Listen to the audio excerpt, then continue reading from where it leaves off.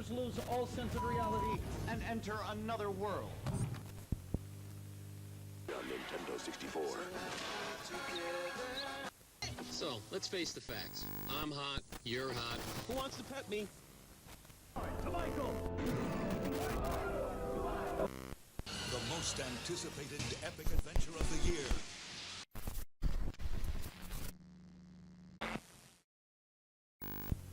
Hey, little buddy, wanna ride? Yeah, whatever.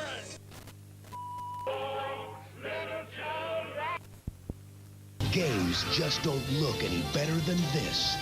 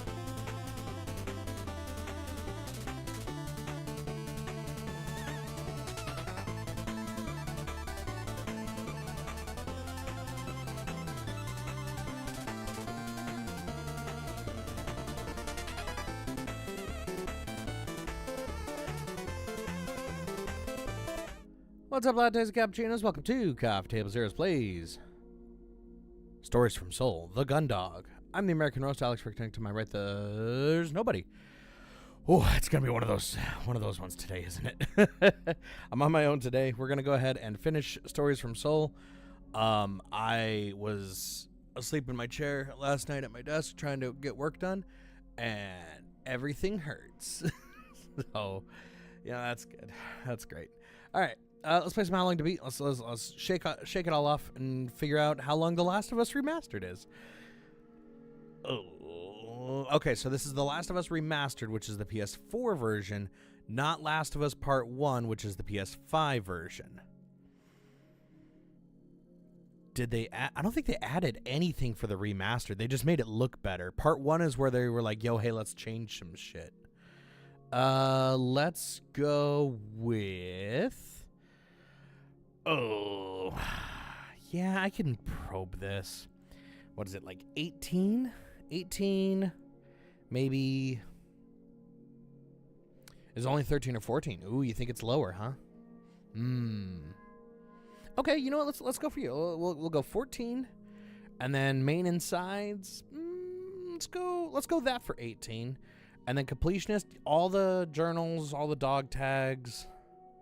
Not dog tags.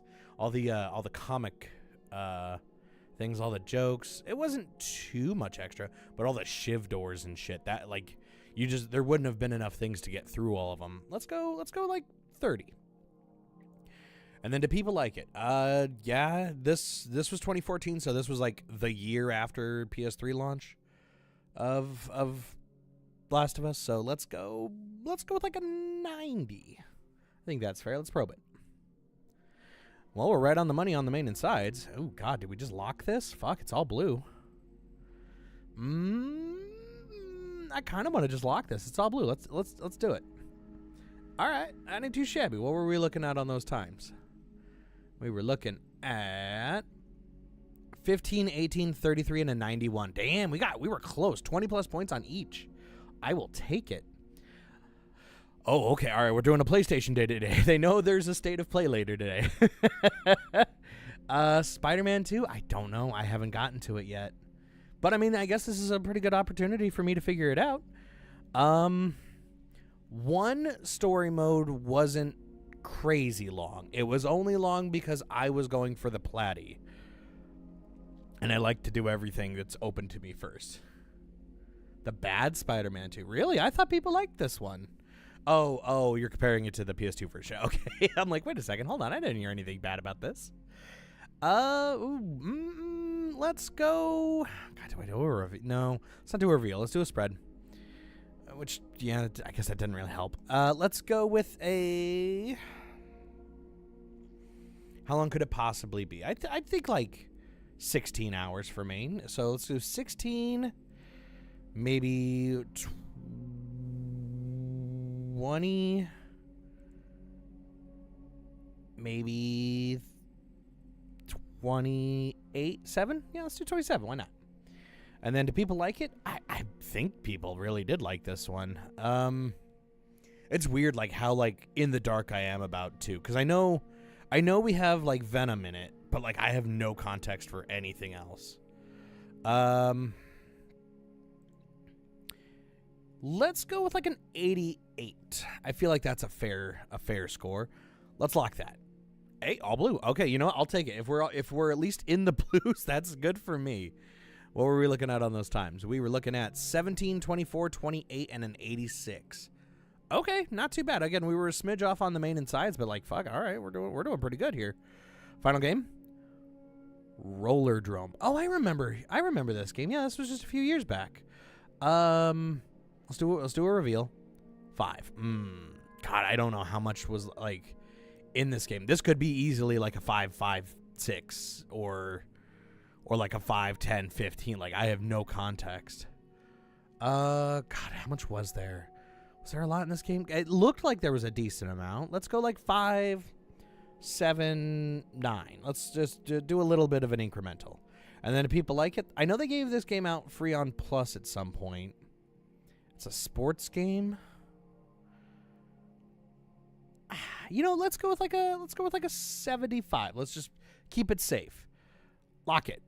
Oh, holy shit. Oh, the green. Oh, no. We almost had full blues and purples today. Wow, look at this, though. Fucking nailed this. What was the time? 14. Oh, whatever. But holy shit, that was pretty good. Oh, 257. Where is that at? Oh, shit. Is that number 4? No way.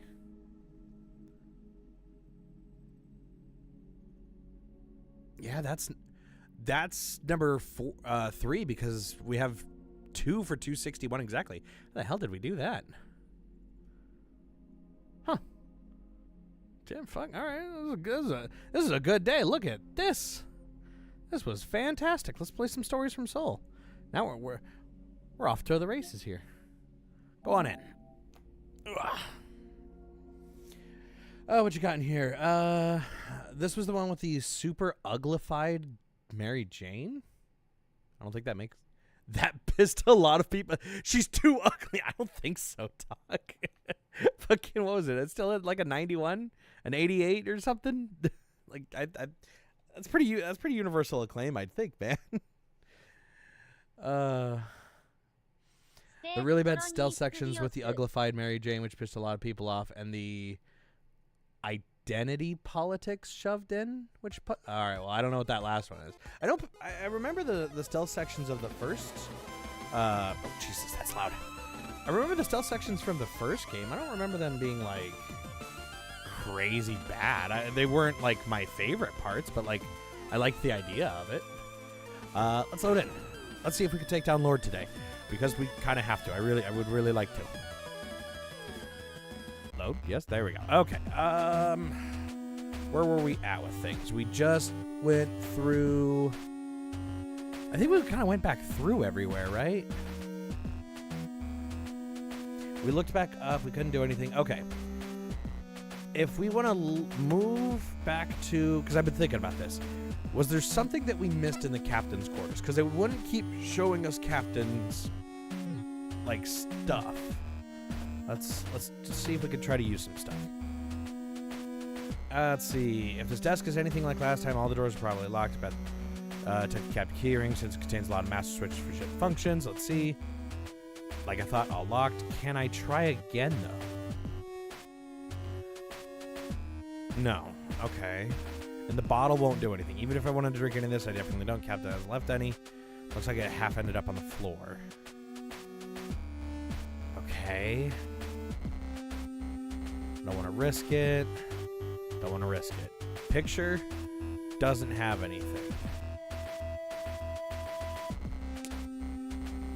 What am I missing? Can I go in here? It's not getting up anytime soon.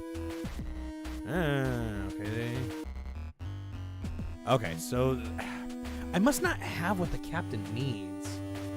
The calendar demands we beat this game today. Yeah, exactly. Yeah, dude, this week, man. Oh, dude, Tim. Okay, so your boy kind of fucked up a little bit. I, for whatever reason, was like, hey, the Switch 2 is launching on Friday. So Best Buy is doing the like pickup thing Thursday night. And like I was going through some of the stuff yesterday, and it's like, oh yeah, hey, tomorrow night at or Wednesday night at 9 p.m. because they're trying to pair it up with like Eastern time. You could go pick it up. I'm like, no, you guys mean Thursday night. And it's like, oh, fuck. So I got to figure out how to go and get that later tonight. That's gonna be fun. I must be missing something for the captain, but there's nowhere else for me to go. I go back to the crawlways. There's no way there's anything for me in the airlock, right? Look. It's just a hatch. Can we try moving back again? Maybe back to the central hub? It's way too risky. Anson and Haru can pretty much see from one end of the ship to another where they stood. If they catch me, they probably lock me up again or worse. Okay, and we won't risk it. Okay. Use. Not planning on a spacewalk. Insufficient authority.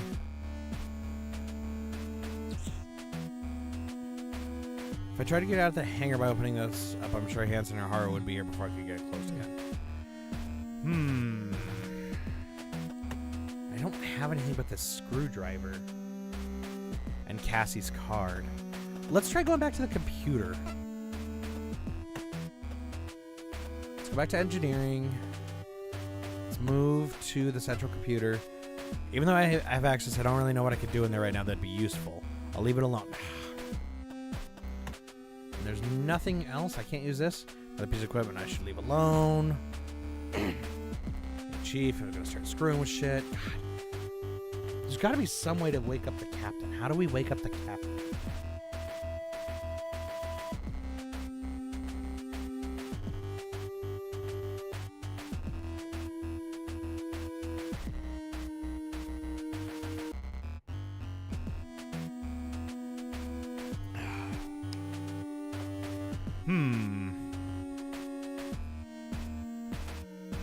Let's try.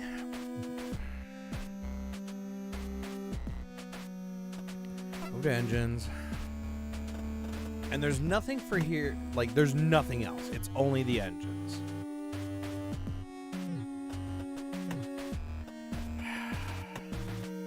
Maybe if we go back to the hangar? I don't know what would be in the hangar that we could possibly need. I can't use you, right? Any extra restraints, no signs go anywhere. It's kind of hard to tell though, it's covered in foam like this. We'd condense some of the machinery or that strange machine, but with all the foam we didn't need to. There's really not a lot for me to do with it right now. What about this? Might be worth taking a look later if I really need to, but right now I don't know what use it would be.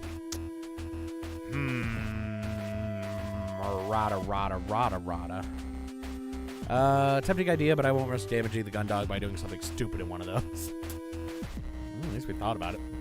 Need Dalton's help. That's not a good idea to jettison him into space. Yeah, right. That's fair.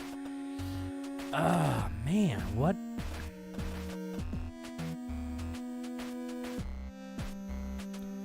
Okay, let's try to look at it like this. Let's go back to the crawlways here. I have two pathways that I can go. I can either have Dalton help us from the hangar, or I can have the chief help us from engineering. I would say if I get the chief to help us from engineering, that has a little bit more sway, I guess, with the rest of the crew, right? Because, like, if I have Dalton on my side, they're going to be like, why'd you rope this kid into it? But if I have the chief on my side, Dylan should be on my side, right? He'd see this, and he knows that Lord's bullshit. Let's ask. I just don't know what to do with the captain, and there's nowhere else I can go. Let's go to engineering. Let's talk to her. Chief, I need your help. In the time you'd taken stepping away to think this over, the chief had moved on to a different section of the engine room, and instead of working on a control panel, was now intently staring at a selection of gauges and dials. Reaction's nominal, no issues here. Chief, I've thought it over. Lieutenant, so what's it gonna be? You certain? Yes, I can't do this without you. Yes, Chief, I am. I know what you said, but I can't risk it. I can't risk Vanessa getting away with this, and I can't risk the crew. I'm gonna do it. Well, you've got a lot of spunk, Lieutenant, I'll give you that. Everything's running fine here, so I guess it's you and me now. Where to then, Carino? You're buoyant with elation at the Chief's words. With her on your side, there is next to nothing in the ship that could stop you. First of all, we need to show that the captain and the commander weren't intentionally absent when the blackout happened. We'll also need to prove the Commander Quinn had nothing to do with killing the doctor, so we'll also probably go to sickbay? Yeah, good idea. And if we went there, then we'd be able to. Yeah, that's right, Chief, but to get there, I'll need to head through the crawlways. Of course. Can't have you strolling down through the thoroughfare when you're supposed to be locked up, even if... Where she'd been hesitant before, the Chief had clearly already switched her focus on the problem solving on the ship's engines to your predicament. Unfortunately, it looked like that came with the predisposition for getting carried away and analyzing the problem from every perspective. Chief, the crawlways. Huh? Right, the crawlways. All right, Lieutenant. So, due to the ship's construction, the crawlway system doesn't extend to the engine blocks. It's because of how the Swift class enthusiastically lecturing you, the chief heads towards the entrance that leads back into the engineering room, going into a detailed breakdown of the nature of the disconnect between the ship's hull and the HLTB engines. You let out a sigh of acceptance and follow her. You didn't really want to become an expert in the idiosyncratic construction of the Swift class, but it was a small price to pay for saving the entire ship. It's because of the fundamental framework is actually from intercluster small load transports. During the war, there's only a single crew member we actually care about, and his name is Dylan. Yeah, to a degree. I mean, I care about all of them. I just fucking hate Lord. Doesn't take long for you both to arrive at the spot in engineering department where the chief had first hoisted you out from your crawlway you'd arrived in. What that means is that with minimal effort, the chief pulls up the grating and tosses it to you, almost knocking you back over a guardrail.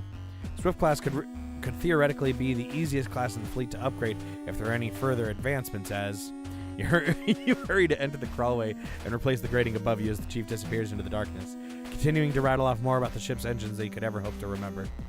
With a great security, you quickly shuffle back towards the ongoing spiel, the deluge of facts, your guide in the darkness as you head back to the bowels of the ship. Making your way through the crawlway as quickly as you can still find it difficult to keep up with the chief, who moves through the cramped confines of the tunnel with surprising swiftness. There are multiple times when you have to get her attention so that she'll slow down and not leave you stranded in the pitch-dark network passages. Despite your constant reminder, as soon as you reach her, the chief will often race ahead, leaving you desperately shuffling to keep up. You were finding it hard to move at that speed due to the limited room the crawlways offered, which made the chief's pace all the more impressive considering her height and build. Eventually, you reach a familiar, illuminated area. Sweat dripping down your brow, you call out. Chief, stop! What's that, Lieutenant? We've got a few hundred meters of crawlway to get through if you want to reach the sickbay. No time for slacking. You hold your hand up as you do your best to catch your breath. Okay, yes, Chief, I want to reach the sickbay. As your breathing slows, you feel more capable of talking to your... Wait, what? As your breathing slows and you feel more capable of talking, you lower your palm, allowing you to pivot your hands from your hands and knees to a sitting position.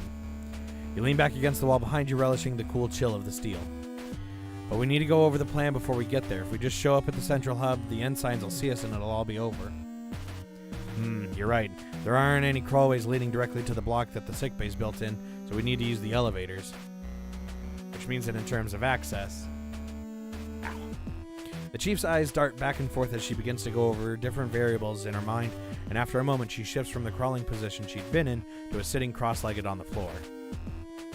You let out a deep sigh of relief as her attention is completely taken by the logistics of accessing the sickbay without being seen.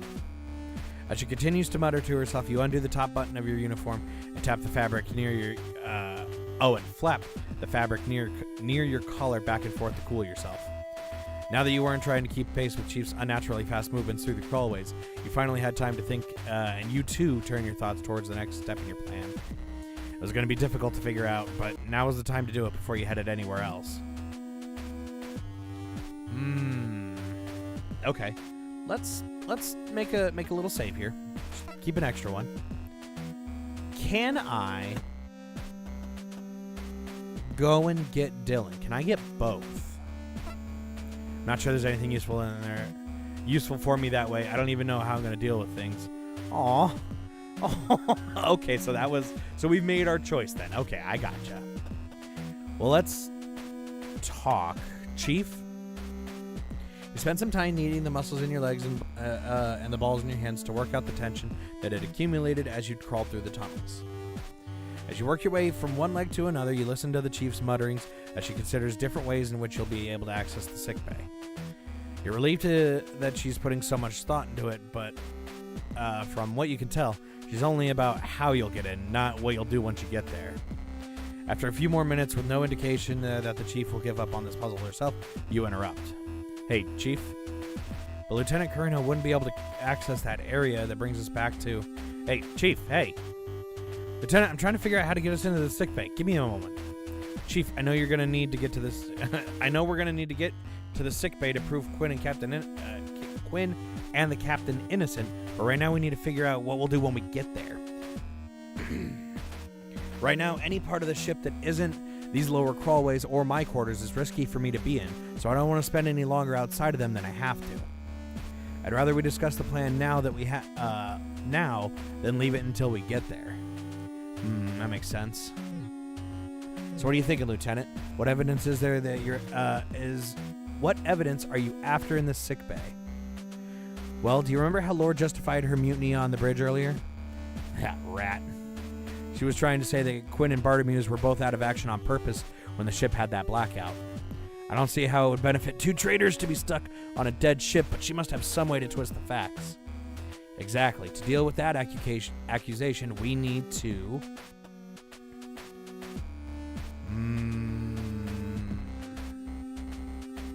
Ooh, okay. We would need to...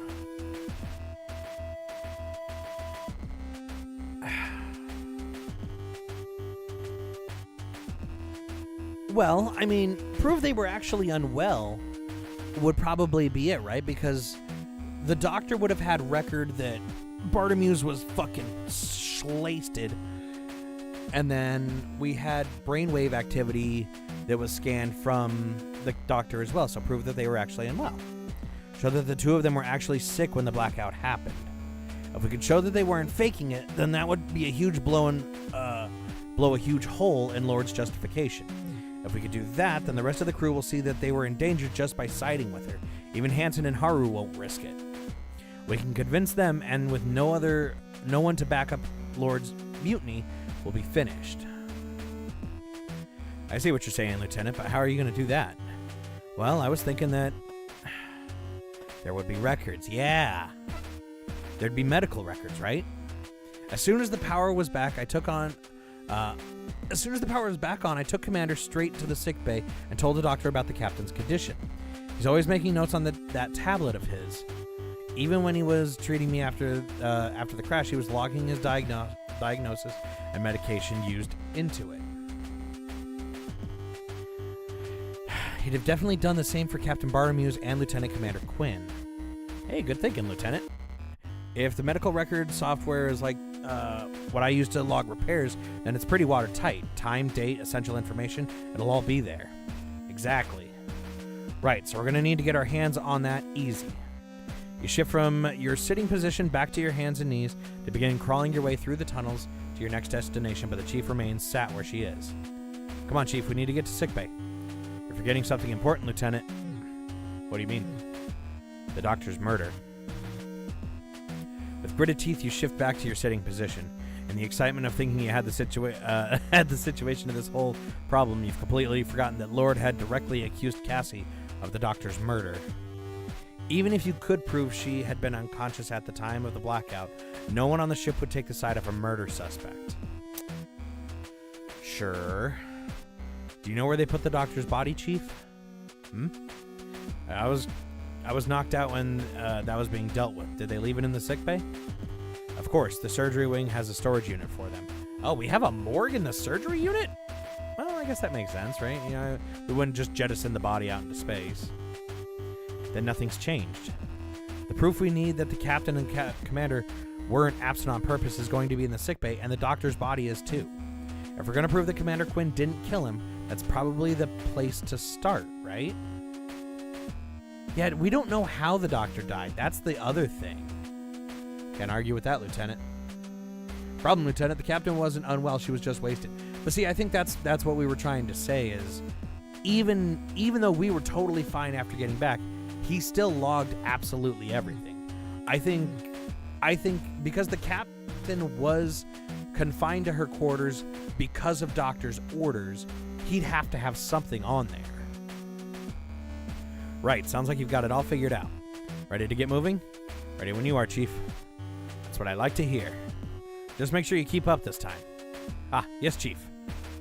Marvel at the speed and agility the Chief demonstrates in such a confined space as she springs forward from her sitting position and disappears down a dark crawlway. You, on the other hand, curse how awkward it is as you rearrange yourself back into a crawling position and head after her. Although she only has a few seconds lead on you, It only takes that long for her to disappear from sight, leaving you scrambling to catch up, following her exclusively by the sound of her boots and jumpsuit scuffing against the tunnel floor. Fortunately, you're just about able to keep pace, and panting and covered in a fresh film of sweat, you catch up with her just as she opens the hatch in the tunnel ceiling. The chief bolts out this new exit, but you're a bit more careful, listening for any other voices before approaching the hole and slowly peeking out in case there's anyone else in the airlock. After confirming the coast is clear, you climb up and shut the hatch behind you. Not bad, Lieutenant. You kept a pretty good pace there. Maybe we'll get you to maintenance team standards yet. Oh. Smile and nod at the chief. You'd like to respond, but you're breathing too heavily due to the exertion of keeping up with her, and the cool air of the airlock catches your throat. Instead, you wipe the sweat from your forehead with the cuff of your shirt sleeve and lean against the main airlock hatch, trying to slow your breathing. So when it comes to the crawlways that you can access, the closest that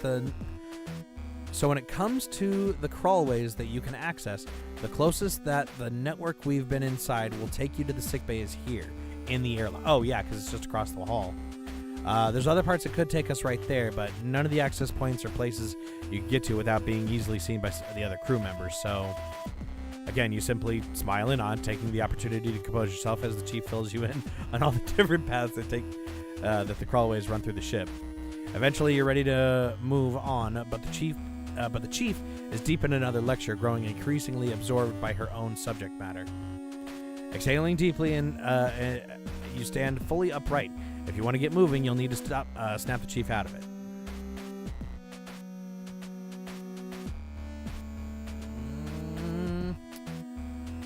Well, let's think about this for a second. If we're here...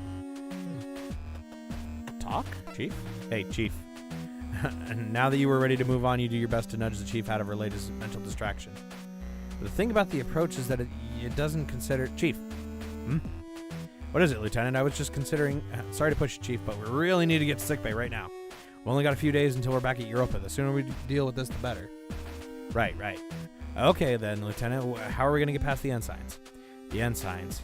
You remember nearly being caught by Hanson the last time you were in the airlock, but the brainstorming session you'd had on the crawlways with the chief, you'd completely forgotten to factor them into your plans.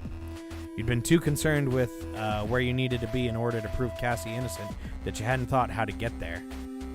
You got a plan for this, right? Of course. You lie as you run through some ideas in your head. I guess we're going to need... We don't want to take them out. They're still part of the crew. Let's get a distraction. We need to figure out some way to get them away from the thoroughfare, ideally for a while. Let's get thinking, Lieutenant. It's got to be easier to get them out of the way than it is for us to try and sneak past them or take them out, right? Because we don't have anything. But I can't really think of anything that we can do from here. Don't worry about that, Lieutenant. I've got just the thing. You stay here and watch for the right moment. You'll know when you see it. Okay, but... without pausing to listen to your concerns, the chief turns away from you and strides down the hallway towards the central hub. Unlike you, she still has the freedom of the entire ship, as long as no one realizes that you're both working together. Oh, yeah, okay, that makes sense. Yeah, that's fair. You watch as she walks nonchalantly into the hub and then turns right towards the aft thoroughfare. If the ensigns notice her, there's no indication that they care as she casually walks away. You take a deep breath and crouch down by the corner of the airlock's exit. You don't want to miss the chief's signal, whatever it may be. Before you can even start to wonder what the chief will do, your question is answered. What is she? From your position, you see the chief storm back into the central hub and yell at the two ensigns gesturing towards the engineering department.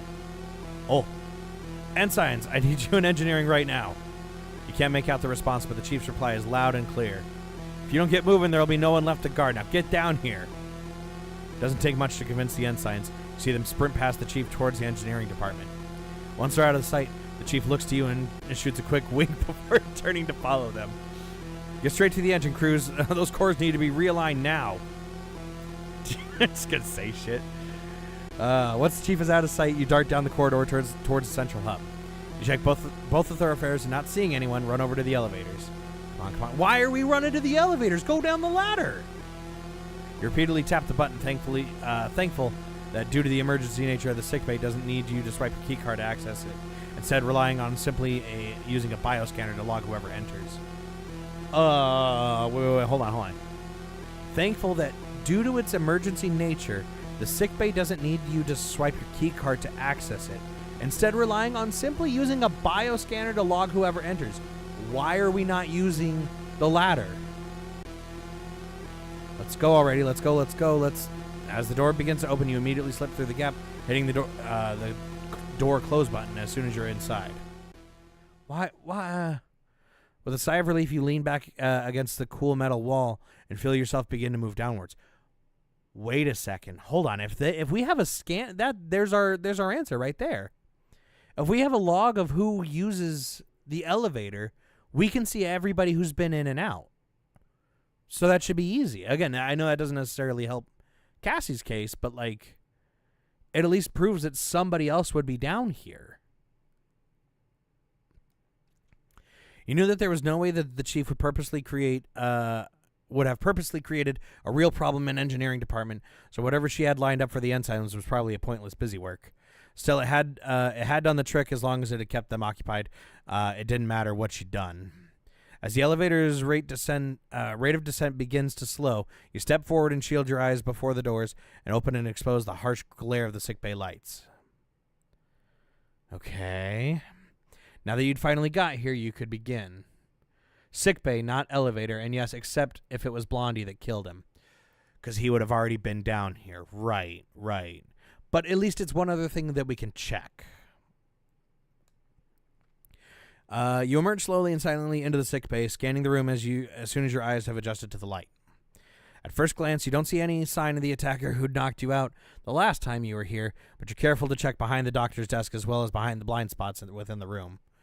Once you're confident there's no one else in here with you, your shoulders drop and you release the tension you'd been carrying. Without any obvious threat to you, you take your time to go over the room. Everything was as you'd remembered it being. No one had even gone through the effort of cleaning up the shattered glass that covered the floor in front of the medicine cabinets. You take a small amount of solace in that fact. If you were lucky, it meant that everything else in the room had been left alone too, including any evidence that might absolve Cassie or the captain. Okay, where to begin? What can we look at? We can look at 4 things. Okay. We want to go to the surgery wing last. Let's look at the doctor's desk. The doctor's desk. If there's any documents that will come in useful. What the fuck? The doctor's desk. If there are any documents that will come in useful, they'll be in here. That's a weird sentence. Okay. Heading over to the emergency bed, you do a quick visual review that doesn't reveal anything unusual. Despite that you'd taken some extra time to go over them, peering into all the little nooks and crannies where the padded top joins the frame. You pay careful attention, looking for any unusual markings or damage or signs that someone else may have been around them aside from Cassie and the doctor. Unfortunately, the only thing you can find that would be considered out of the ordinary is an empty chocolate bar wrapper stuffed under the pillow alongside a few crumbs on the covering. You didn't need an expert tracker to know who had been here. Performing one final investigation, you check under the beds and notice the familiar purple wrapper. Silent voice bar. Oh, this must have dropped down when they took her away. Don't worry, Cassie. I'll get this to you soon. Do I have that now as an item? I sure do. I'm gonna throw a chocolate bar at Lord. Let's look at this. Let's see. Much like on the O'Brien, the glass fronts in the cabinets that's stored with various medicines and treatments had all been smashed with fragments covering the floor. You do your best to avoid disturbing anything, but still manage to crunch a few pieces underfoot as you look at the broken edges of the glass that remains in the cabinet doors. No blood, no fabric, nothing caught on these shards. You step back to get a better look, and you hear something crinkle as you step on it. Turning back to see what it was, you kneel down to pick it up. Nutri-Shake mix again, and this one's open too. Knock out your opponent's active Pokemon one time with an attack from a Dark-type Pokemon. Insert but why meme here. Honestly, dude, I don't know what it's called. The jellyfish Ultra Beast, the one that does poison damage is up. That with the I guess anything that does poison, but specifically the Toxicroak that does the like poison plus, where it does 20. If you have that with 2 jellyfishes on board, yeah, that one. Is it Nihilingo? If you do that, that honestly was like super good. That's been almost as good for my dark deck as just doing the Darkrai EXs, because those ones, granted, take a second, but like that poison damage just keeps your opponent shuffling out, so they can't build up on a Pokemon for too long with too many energies, unless they do the fucking oh god, what's her name? The blonde girl's mom. The thing that just lets you do 2 energy on any Ultra Beast. That thing is like that. That on some of the later duels is tough. It's tough. You turn the packet in your hands and notice that it's completely empty. Lucamine is okay. Yeah, you know who I'm talking about. You turn the packet over in your hands and notice that it's completely empty, just like what happened on the O'Brien. I know it wasn't Cassie who killed the doctor, and since it's the same thing that happened on the O'Brien, does that mean it's the same killer? Could it be whoever's piloting that machine? But we've not seen any sign that anyone's been able to leave it. And why would they kill 2 doctors just over nutritional shakes? That doesn't make any sense. Let's see. Okay, do I get the same? Okay, same stuff. Nothing changed. As you walk over to the entrance to the surgery wing, the first thing you notice is that the typically clear glass panel lets you look inside as the frosted effect that's reserved for patient modesty or any procedure requiring discretion. With the rest of the crew accounted for and no one available to do any surgeries, you can only assume that it was left in place because the doctor's body had been stored inside. Is there anything else I can look at? Can I turn that off from out here? No, does not look like it. Wait, hold on, that looked different. Yeah, no, okay. Doctor's desk, nothing. All of this is the same, right? Okay. So nothing to look at, doubly. Let's start with the bed. That seems like the easiest one. There's no obvious evidence that anyone else has been on them aside from Cassie. I suppose Hanson must have been resting on one of these beds at some point, but there's no trace he was ever here. Doctor's desk. It's probably my best bet of finding something useful. Moving around to the side where Dr. Rosarium typically sat, you're relieved to find that the drawers are unlocked. You take a thick pile of files out of the top and begin flicking through them, looking for anything useful. There's got to be something here, you think, but there's a huge number of documents within the stack of folders that you've taken, more than you could easily skim through. After a few minutes, you place them down on the table and try the second drawer. This time a smile crosses your face as you pull out the doctor's data pad. I found your iPad, Doc. Jackpot. Pulling a sticky note off the screen and placing it back on the drawer, you took the device you inspect it, looking for the power button. You find and flick on a switch on the back of the data pad, watching the screen slowly illuminate as the device comes to life. The sound of a drive within it begins to spin, letting you know it's still functional. Alright, I bet this will have all the information I need. Your elation is immediately wiped away as you're faced with a login prompt. God damn it. Oh, come on. Place the data pad onto the desk alongside the pile of files and sit down on the doctor's chair, placing your head in your hands. You had no expectation that this endeavor would be easy, but you'd been hoping at the very least it would have been simple. Unfortunately, that did not look like it would be the case. After taking a few moments, you silently fume at the challenges that were being thrown your way, and you realize there's nothing you could do but move forward. This can't be it. There's got to be something I can do. With a long exhalation, you stand up, looking at around the sickbay. You'd come this far, you weren't going to give up yet. Running your hands through your hair as you pace from one side of the room to the other, as far as you could tell, there was no obvious proof that Cassie had been the doctor's murderer, but you couldn't find any proof the contrary either. At this rate, you wouldn't be able to find anything and there was every chance that once you'd left the sickbay, the ensigns would have returned to their positions outside the crew quarters. Had you risked it all for nothing? Before you can dwell on that thought, you hear the elevator whir into life, letting you know that within the next few seconds, someone will be entering the room. With no time to spare, you decide to hide. You You look around the room in desperation for somewhere to conceal yourself so that you can either stay unnoticed by whoever enters or get the drop on them if necessary. With the surgery wing locked and the emergency beds, there's nothing more than the suspended platforms you're left with one option. Just as the door slides open, you dive behind the desk, trying to tuck yourself into what little space there is underneath it. Remaining as quiet as you can, you listen to the sound of footsteps crossing the room towards your position. The footsteps coming from the elevator towards the desk fall heavily on the floor, with each one causing a resounding thud. Whoever's entered the room stops right before you, and you hear a slight creak from the desk as if a great weight had been placed on it. Get out of there, Lieutenant. It's just me. Oh, thank God. The chief appears in front of you, squatting down with one hand still resting on the top of the desk. She reaches out to you, and you take her hand and just yanks you out to your feet. No need to worry about crews or Rummy. I've got them realigning cores on a deactivated secondary drive coil. With all the false readings I fed into there, they'll be there all day. Told them I'd be working on the main coil in the other engine room, so they shouldn't figure out I'm gone for a little while. Unless they realize the readouts they're getting are on a loop, but with the 14 variations I plugged in. How's it going in there? Did you find what you needed yet? Not yet, no. You gesture over the doctor's desk. I found the Dr. Rosarium's datapad, but I can't log in. Surgery wing's locked up, and there's no obvious evidence that points to anyone else being here aside from Commander Quinn. Sounds like you've been having a tough time, huh? Yeah. You run your hands back through your hair and lean back against the cool glass that separates you from the surgery wing. I'd hoped I could find something obvious, but there's nothing useful here, and we can't get to the doctor's body or into his notes. Hey, don't worry about it, Lieutenant. You got me here. You think this ship does anything but what I tell her? No chance.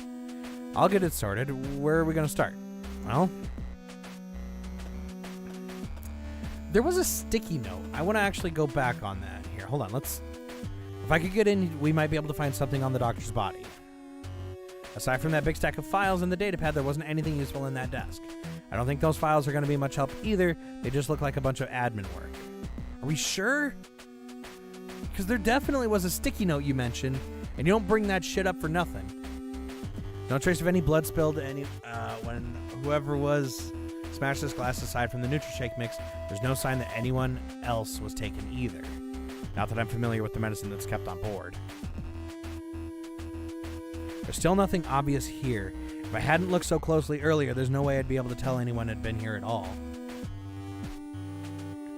So the chief told all the ship system to shut down a couple days ago? What do you mean? So the chief told all of the ship's systems to shut down a couple days ago.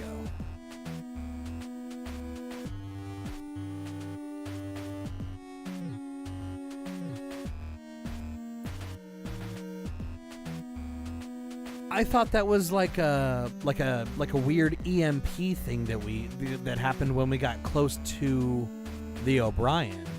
You think that's something that she's saying? The long range system. Oh, I see what you mean.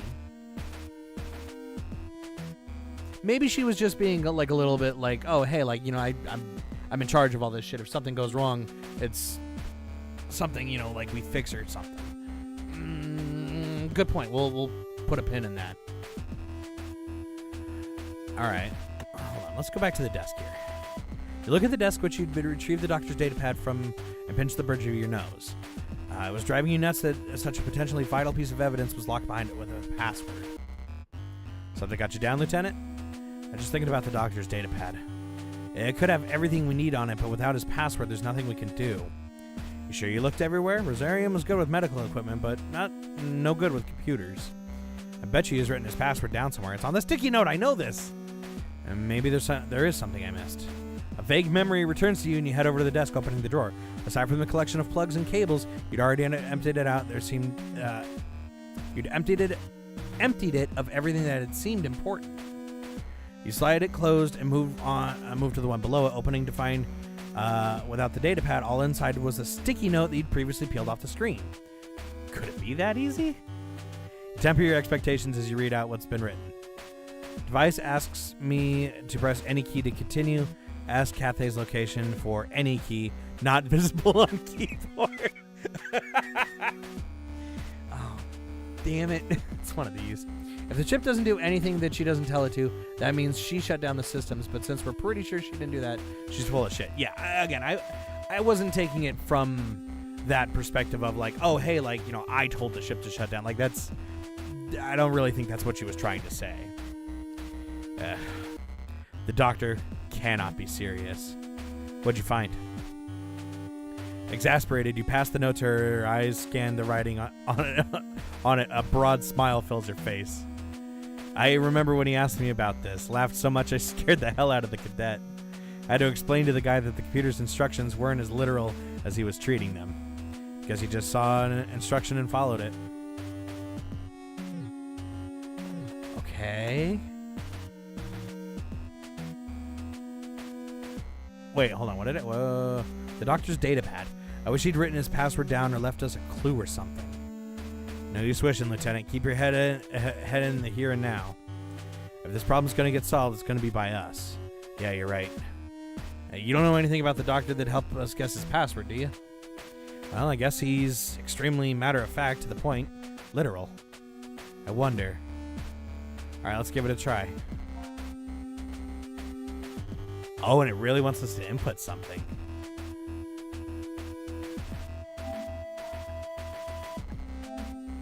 Oh, okay. It wants us to put something in here. I was just hitting enter. Any? Guess that wasn't it. Oh. Oh, this is going to go until I get it type of deal. No fucking way. No way. Hold on. Oh my God, doctor!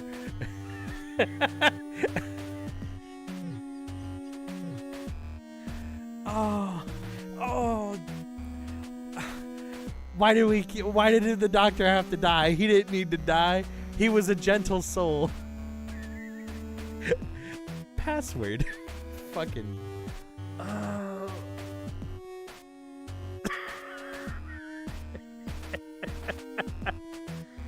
Okay, yeah, sure, that's good, Doc. That's good. Dr. Rosarium, you cannot be serious. Oh, fuck. So what was it, Lieutenant? Password, as in enter password. A huge smile erupts on the chief's face, and she laughs loudly, giving you such a hearty series of pats on the back that you almost launched the datapad across the room. Good old Rosarium. Wiping a tear from the corner of her eye, the chief maintains her grin. We could always count on that guy to get straight to the point. Good work figuring it out, Lieutenant. See if you can find something useful on that device. Will do. Okay, hold on. Before we go in there, I wanna see if there. Can we use this? You stand in front of the closed doorway to the surgery wing and tap on the frosted glass. You know the glass is the same as kind of would be the window on the bridge. It would be pretty much impenetrable to conventional weapons, let alone what you had at your disposal. You'd not been able to find the doctor's key card, and without it, you wouldn't have much of a chance of getting in. But we have the item now that we have the data pad. Oh, do we have the screwdriver? It's a handy tool, just not for this situation. Access key card? With a smug sense of satisfaction, you swipe the card through the terminal next to the door and wait for it to open. Instead, you're met with a harsh series of digital tones. Access denied. Figures. Your eyes linger on the terminal for a few more seconds that you think about it. Think about everything you'd gone through in the past few days involving bypassing these devices or the doors attached to them entirely. You didn't bring the PST, did you, Chief? Nope, but it wouldn't be much good to us. If you haven't found Rosarium's card, then we can't get that door open with anyone else's. Only he had the authority. Only he had the authority?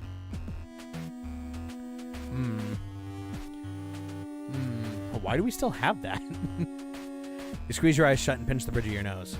I guess they've left him in there and they must have taken his card on the way out. One of the ensigns probably has it. Or Vanessa.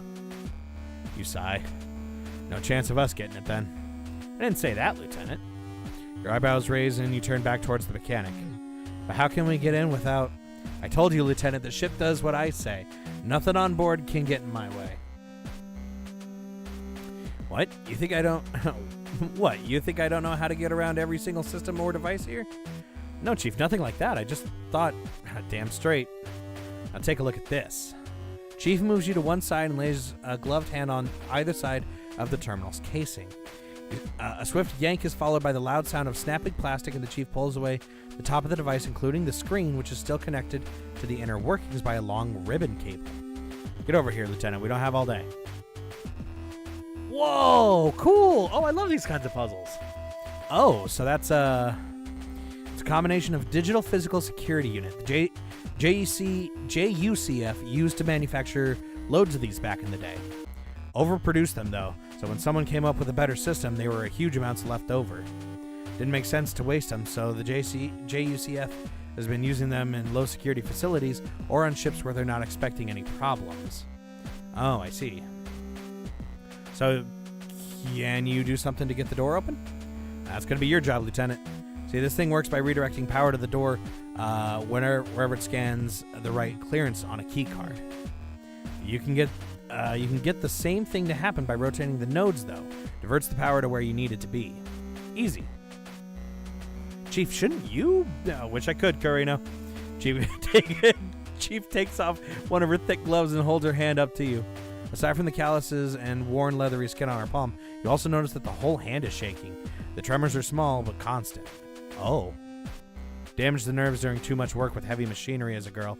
I'm fine with military or industrial grade machinery because it's usually pretty chunky. But stuff like this, I don't have the dexterity for it. Oh, shit. So what are you waiting for, Lieutenant? Get on it. Right. Of course. Okay. What's the change here? Is it like 1 to... Oh, it literally is just a rotate. Oh, okay, cool. Okay, I can do this.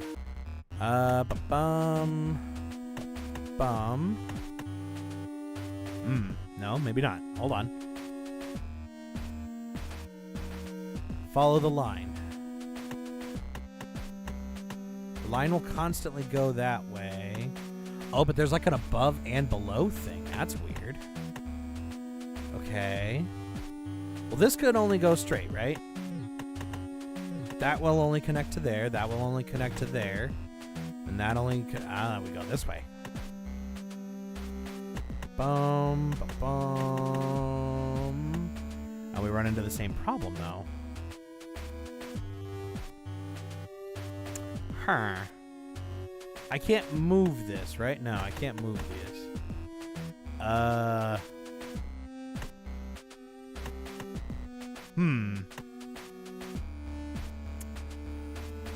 now, hold on a sec. That don't make no sense. Where does this go in from? This has got to go in from there, because these two are straight, so it's got to come from here, from here, from here. I need like a straight piece right here, and then I got it.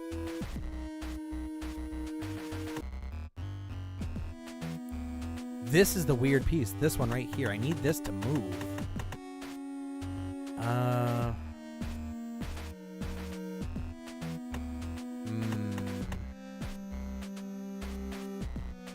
Hold on. Am I crazy? Am I just not seeing the path?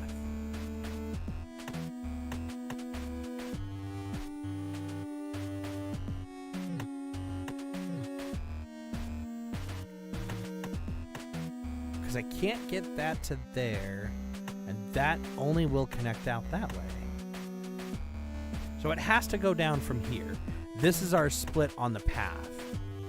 But this won't... If I put this up, that doesn't matter. So that would have to go this way. That's a straight piece. Turn, turn. And I can't go straight from here. So it's got to go around.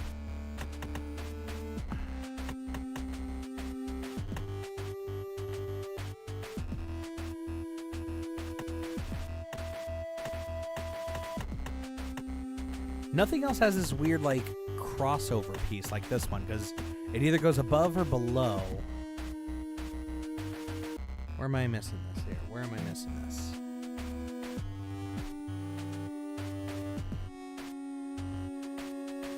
No other button, like... Nope, don't do that. No other button, like, moves. Waiting for you to realize. Oh, okay, so it's something obvious. Okay, hold on. Let me figure this out, then.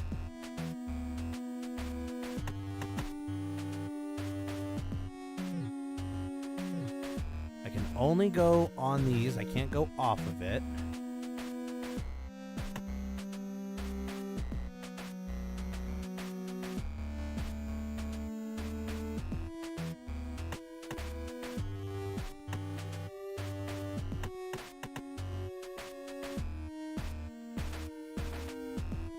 Hold on.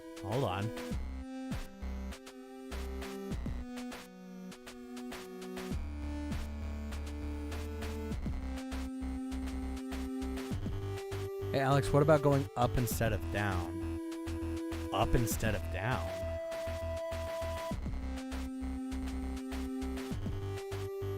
What about going up instead of down?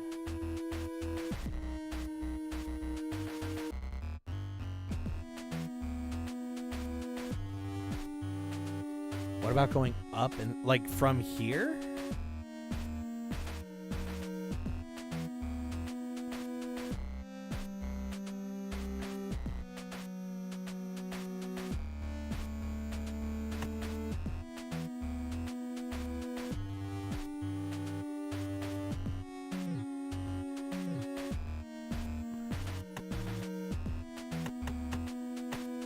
Ah, there it is. Okay, I'm like, why am I? Okay, and it makes sense. I wasn't looking over in that top right corner. Okay, thank you. I'm like, why does this not make sense? Oh yeah, move the piece. You hear it click as the locking mechanism disengages the door and slides open. Ha! Yes. There you go, Lieutenant. Easy, right? Yeah, easy. Something like that. Except for the fact that I was a dumbass and didn't look in the top right corner. As you step back from the terminal, a waft of cold air from the now open doorway hits you, and a chill runs up your spine. You pensively eye the entryway, taking a few steps to your right to get a better look inside. As you'd expected, you can see the doctor's body lying on an operating table. You shiver again, although this time not from the cold air that was leaching into the climate-controlled warmth of the main sickbay. Everything all right, Lieutenant? Chief appears beside you, her hand on your shoulder. Yeah, it's fine. I was just thinking about what we'd have to do next. I got you, Lieutenant. Never nice seeing one of the crew like this. Yeah. The temperature just outside the door is almost as cold as the room beyond, and as the chill continues to spread, you rub your arms instinctively to warm them. You knew that you'd always planned to get in there to examine this body, but now that it was possible, well, we've got to do what we got to do. It is what it is. It is what it is. You repeat. Okay. Let's look at the datapad first before we go in there. Datapad. Okay. Nope. Okay, back. Medic. Okay, it looks like it contains the medical records of everyone on board the Gundog. Right. If I go any further, I'll be looking at some really sensitive material, but there could be something in here that helps me. I'll need to make sure I only look at what I need to. Okay. Well, let's look at who we need to then, right?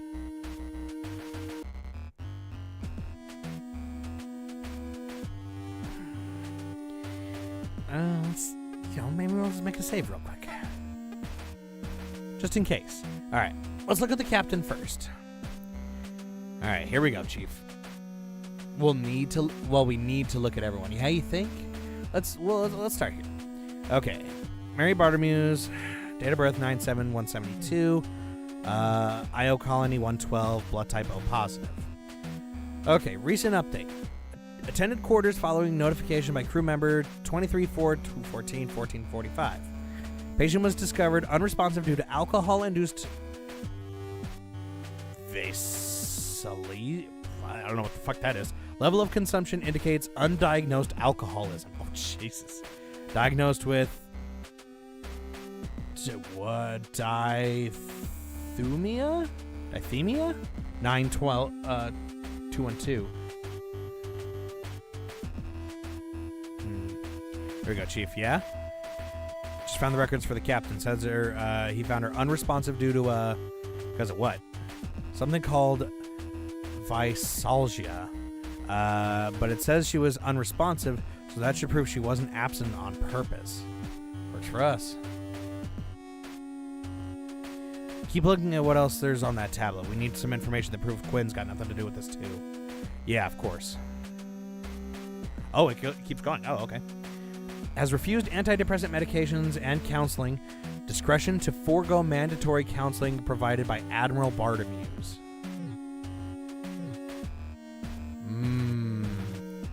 Chronic hypertension. Interesting. Okay. Let's not look at the captain next. Especially Haru and Lord. So do you think we hold off on Quinn then? Dysthemia is just depression. Oh, okay. My brain says look at Quinn next, right? Like, Cassie's the one we super care about, and it's not like the tablet will go away, right? I wouldn't imagine it would. I think we do Cassie last. Okay, all right, well, let's look at that. Hansen? No comment. Okay. Hansen, when Europa colony, be negative. Recent update. Severe fracture of the ulna due to trauma from sudden impact whilst piloting armored frame. Automated ossification procedure commenced and completed at 1923. That's important. No indication of long-term damage. Diagnosed with complex PTSD, 5 to 10. Refusal to attend CBT EMDR sessions. Ongoing treatment SSRI, 250 milligram daily. Okay, what about Rumney? Rumney, gas extraction rig 73. Cool. Investigated for enhanced sensory potential following 3 consecutive wins in youth frame racing championships. Results inconclusive. Further assessment required. Enhanced sensory potential. ESP? What? Interesting. Okay, hold on. That's like super like, hey, look at this. Okay. Let's look at that. Lord? Reoccurring complaints regarding low impact conditions. No positive diagnosis to date. Potential hypochondria. So now we're just adding magic into the mix. Wonderful. Maybe. Well, let's see. Dylan, you got anything? Nut allergy. Oh no! We looked at Hansen. Looked at Romney. Dalton? Okay, 196. Elric Colony 07. Generalized anxiety disorder. Ongoing treatment. SSRI 50 milligram daily. Ongoing counseling. Aw. We'll go. Hey, man, at least you're in counseling. That's good for you, man. Hold on. You're only on 50. Wasn't Hansen on 250 of this? What the hell is SSRI?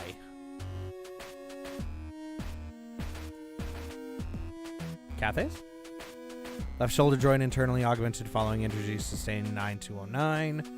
Okay, don't matter. Why am I not on this list?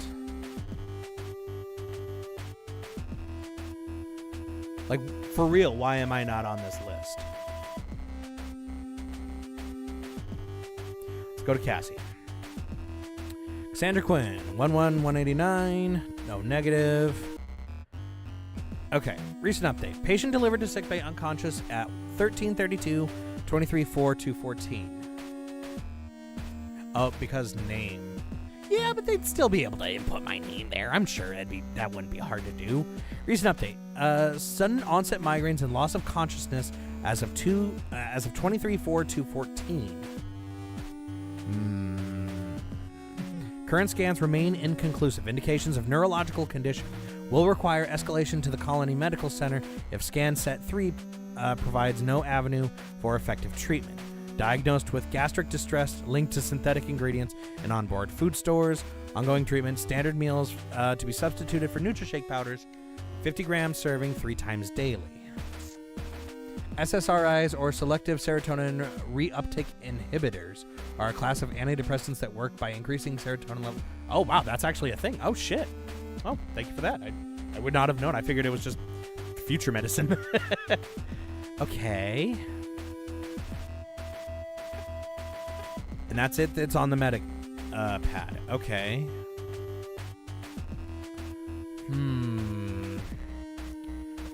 Let's move into the... No, wait, that's not what I meant. Still haven't found what I came here for. We can't leave yet. Use. Come on, Lieutenant. Let's get to it. You hesitate for a moment before nodding, which the Chief takes as a sign to enter. As she walks into the room, the Chief becomes a vague silhouette, barely visible behind the frosted glass. With her out of view, you clench your fist a few times and then follow her into the room. You'd never been in here before, although you'd taken a few opportunities to peek inside when the glass wasn't frosted on the few times you'd visited the sickbay. No, so far it looks like, with the exception of Haru's magic potential, everything's been real stuff in the tablet. They weren't particularly reassuring to look at from either side of the glass, but your proximity to the automated surgical assistants made them much more intimidating. A series of long, thin mechanical appendages were suspended from a collection of disc-like objects, which themselves were attached to the room's ceiling by various supports, cables, and tubing. The room's temperature was so low you could see your own breath. There's a body in there, which turned to condensation on certain parts of the machines, glinting with caught light as you moved around them. Directly underneath all of this was the body of Dr. Seifer Rosarium. Seifer or Cypher? Let's go Seifer. Oh, hey, Doc.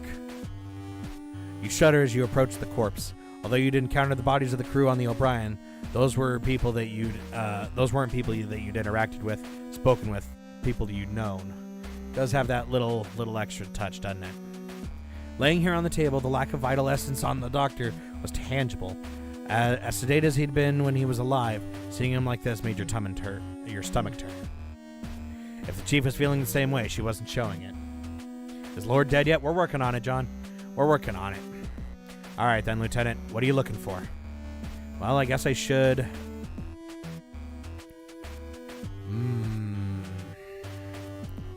What would be smart to start with here? We have a body. We got to be careful if we're touching it. But we also don't know how he died. Spacer. Let's check for injuries first. If we can figure out how he died, then that might give us an indication of who the killer was. Or at least that it can show us Cassie couldn't have done it. Sure, you're the security officer. I guess that makes you something of a detective, huh? The edges of your mouth involuntarily curl upward slightly as the chief's question reminds you of how Cassie had reacted to your position when you'd first met. She'd been so excited about her misconception that you were on ships to solve crimes that you didn't have the heart to tell her otherwise until your fourth electronic mail asking if you'd had any murder cases yet. Aww. Still, neither the chief nor Cassie were entirely incorrect. The head security officer was responsible for gathering information and evidence prior to a case being handed over to the internal investigations or the military police if something happened whilst out in space. Kinda, I guess. You had been given training in assessing a body, but only for particularly surface-level things. Sure, hopefully that'd be enough. Okay, let's see. Starting from his feet and working upwards, you gingerly assess for any signs of broken bones, swelling, dislocation, or wounds, finding nothing. Okay. As you move up his body, you still don't find anything except that his cybernetics extend further than you were aware of, with a good portion of his left leg and chest proving to be mechanical. Oh, not just his arm. Wait, left. His left leg and chest. Oh, so it's on both sides. Oh, shit. With your assessment continuing to be fruitless, you eventually move on to the doctor's head. Sweeping back his hair to check for bumps and bruises, you notice something strange about his eyepiece. Chief, look at this. What is it? It's subtle, but look. You gesture to the edges of the doctor's prosthetic where the device meets the doctor's skin. Signs of singeing and major burns run along the edges, with the lens of the eye surrounded by a ring of black. Strange. Looks like the device is overloaded.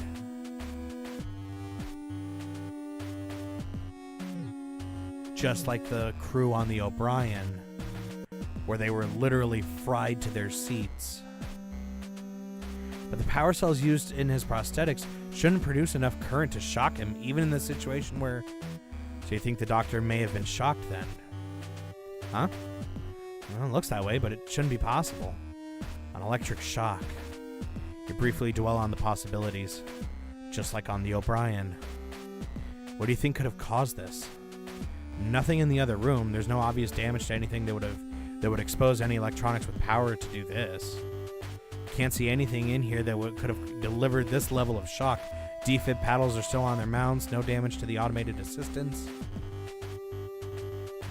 Had to have been something someone brought in, like an electroshock weapon. Whoa, Chief. You don't think I did this, do you? I don't know, Lieutenant. Did you? No! I came in, found the doctor dead, and got attacked just before I could check on Cassie. Why would I kill the doctor? But that's a good point, though. Is if it was an electroshock weapon, anybody could have. Like, that's way more of an open possibility of shit that happened on the O'Brien too. Is they just got shocked to death. But both of them at the same time, because it was the first lieutenant and the captain on the O'Brien. Both of them were like fried to their seats, right?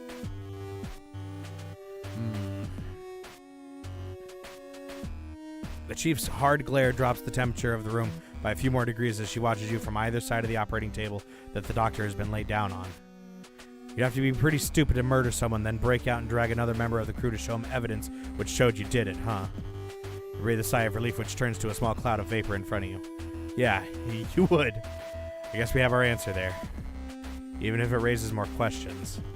Now that we figured this out, let's take a look at the prosthetics, yeah. Do you think there's anything we can learn from his prosthetics? Would they keep any information about his condition or anything like that? Rosarium's augments are pretty old, but the chief reaches into one pocket of her overalls and pulls out a small screwdriver, much smaller than the one that Dylan snuck into your meal. Methodically, she begins to assess the doctor's right arm, following the edges of various panels. Eventually, she raises the arm, which yields easily, finding a series of screws on the underside of his mechanical forearm. Each screw is quickly removed and placed neatly into a nearby surgical basin, followed by a panel that the chief lifts away. Although the chief is simply disassembling a piece of machinery, you can't help but feel a bit queasy as you watch her work, given the situation that you're in. With the air of a surgeon about her, she continues to methodically disassemble the interior of the doctor's arm until she places the screwdriver down and pulls out a small circuit board, which remains connected by a series of wires. This. She holds up the board and turns it to you, turns it to face you, showing that it has a small screen and a series of buttons on either side. Should give us a log of the doctor's vitals, but looks like the whole unit's been deactivated. Hold it for a sec. As it's passed over to you, you can't help but notice the trail of wires and cables heading back into the forearm towards the doctor's elbow joint and wrist, like a series of veins and arteries. Ugh. You swallow nervously, looking away as the chief continues to dissect the interior of the mechanical arm. Unnerved by the procedure being carried out next to you, but still having to hold on to the component, you close your eyes and steady your breathing. There. There's a click as she lays a burned-out battery in the surgical basin, and you see that a series of wires coming from the doctor's arm are now connected to a fresh-looking battery that sits just to his side. So, Lieutenant, what does it say? Oh, you look at the screen on the device, and all you see are 4 flashing numbers separated by a colon. 2129. Time. Okay, sure. Sure, right? What is that, a diagnostic code? Ha, no, it's the time. But it's not. You go to look at your wristwatch. The time the power on his prosthetic failed, Lieutenant. Ah, right, okay. 2129. If that's when the power on his prosthetic failed, do you think that's when he died? Yeah, probably. These things run on power cells, but looks like whatever got him took them out too. I came to visit Commander Quinn just after 2130, so whoever killed the doctor must have got to him just before I arrived. Now we know when he died, maybe we can cross-reference it against the ship's logs, see who was here when and where, something like that. Not a bad idea, Lieutenant. Thanks, Chief. Alright, let's... Hold on. Chief makes a small circuit board, takes the small circuit board off of you and returns it to the interior of the doctor's arm, carefully replacing the wiring before reattaching the panel with the screws as she'd removed earlier. Didn't want to leave him in pieces, you know? Doesn't seem right. Oh, thanks, Doc. Yeah, of course. Okay, let's look for clues now. There's nothing useful out in the main sickbay. I couldn't find any trace of anyone else being in here but Commander Quinn. If we're lucky, there might be some evidence on the doctor that we can use. Although your training in handling what could be considered a crime scene or evidence was brief, you'd hope that the small amount you've been taught might come in useful. You don't notice any obvious signs of bruising on the doctor to indicate he'd been grabbed, and there's no signs of any use of a weapon either. After looking at the fingernails on his left arm, and not seeing any signs of skin or blood, you're about to give up when you check his mechanical hand. Chief, look at this. What is it? You raise the doctor's mechanical arm, twisting it slightly so that she can see the back of his hand. As soon as she notices what you're pointing out, she takes the arm off of you. Knuckle joints and tops of fingers both crumpled. Augment's military grade must have hit something hard for this to happen. What have you found, Chief? Take a look. Gently, the Chief extracts something from the joint between the index finger and the knuckle and passes it to you. Between the index finger and the knuckle. Oh, right, because there's like a weird separation on the finger thing, right? You carefully take the small fragment off of her and hold it between your thumb and forefinger, bringing it up to your eye. It looks like a small metal chip, maybe a piece of whatever he hit. You pass it back. Maybe, but there's nothing on the ship using something like this.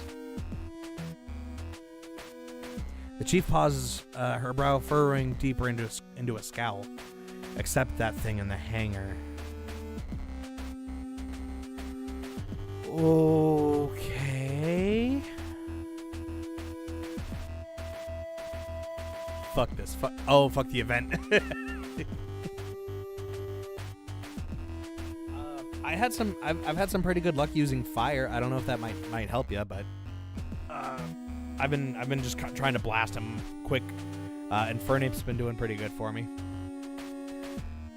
Except that thing in the hangar. Okay. What? You think this is something to do with that? The Chief walks over to a nearby hand-washing station and takes a few sheets from a roll of disposable towels, wrapping the small fragment up before placing it in her pocket. Can't say for sure, but looks like it. Why the doctor, though?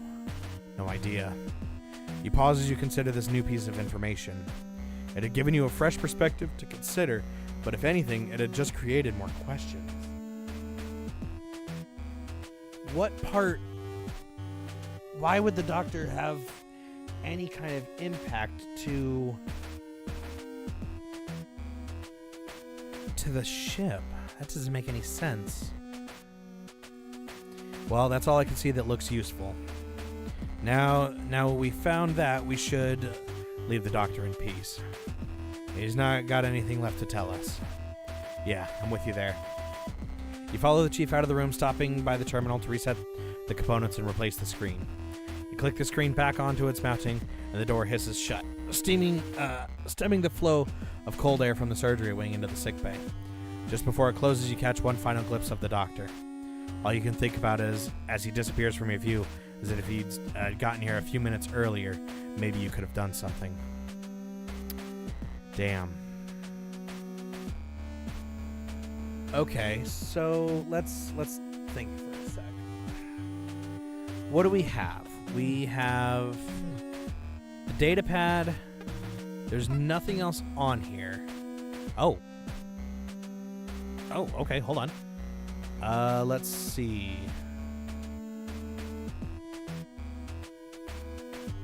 Patient Cassandra Quinn. Medical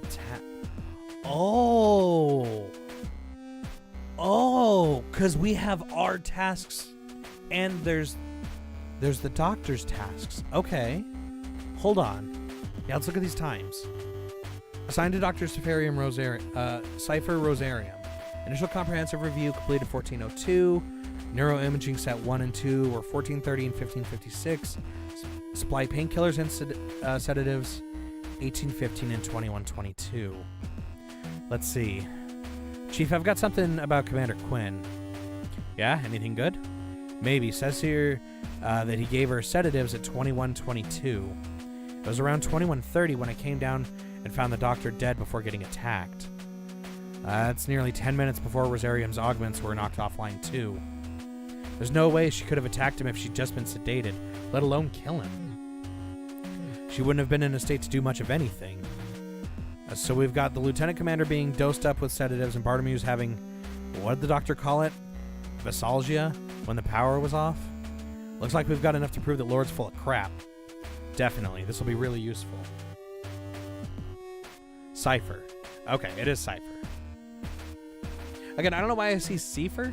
Like, maybe I'm just trying to put too much emphasis on the E.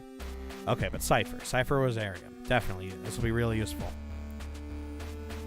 Okay, hold on. We got a bunch of stuff here. Hold on. Okay, so we have Patient Cassandra Quinn. We did not run Neuroimaging Set 3. Okay. Which we didn't get to in time. Hanson Cruz. Oh, I see me! We'll get there in a second. Immobilized forearm to prevent furthering of ulna fractures, completed 1832. Commence automated ossification procedure, completed 1923. And for like 2 hours, there was nothing. Review completion of ossification procedure and assess wound closure and sutures. Okay. Me. Administer localized anti-inflammatory painkillers, completed 1840. Nothing else. Bartomuse. Provide treatment for Visalgia. Rehydrate with high glucose electrolyte mix accompanied by painkillers, completed 1452. Provide recommendation on counseling for alcohol misuse and potential addiction. Okay. Info? I was going to say, I don't know if the info is going to be any different. This looks like it's all the same. Yeah, it's all the same. And then there's no different for the map. And then nothing else for anybody else that matters, right? Investigated for ESP. Haru. Nothing. Nothing. Nothing.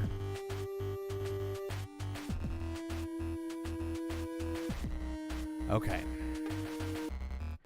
There we go, Lieutenant. Think that's it?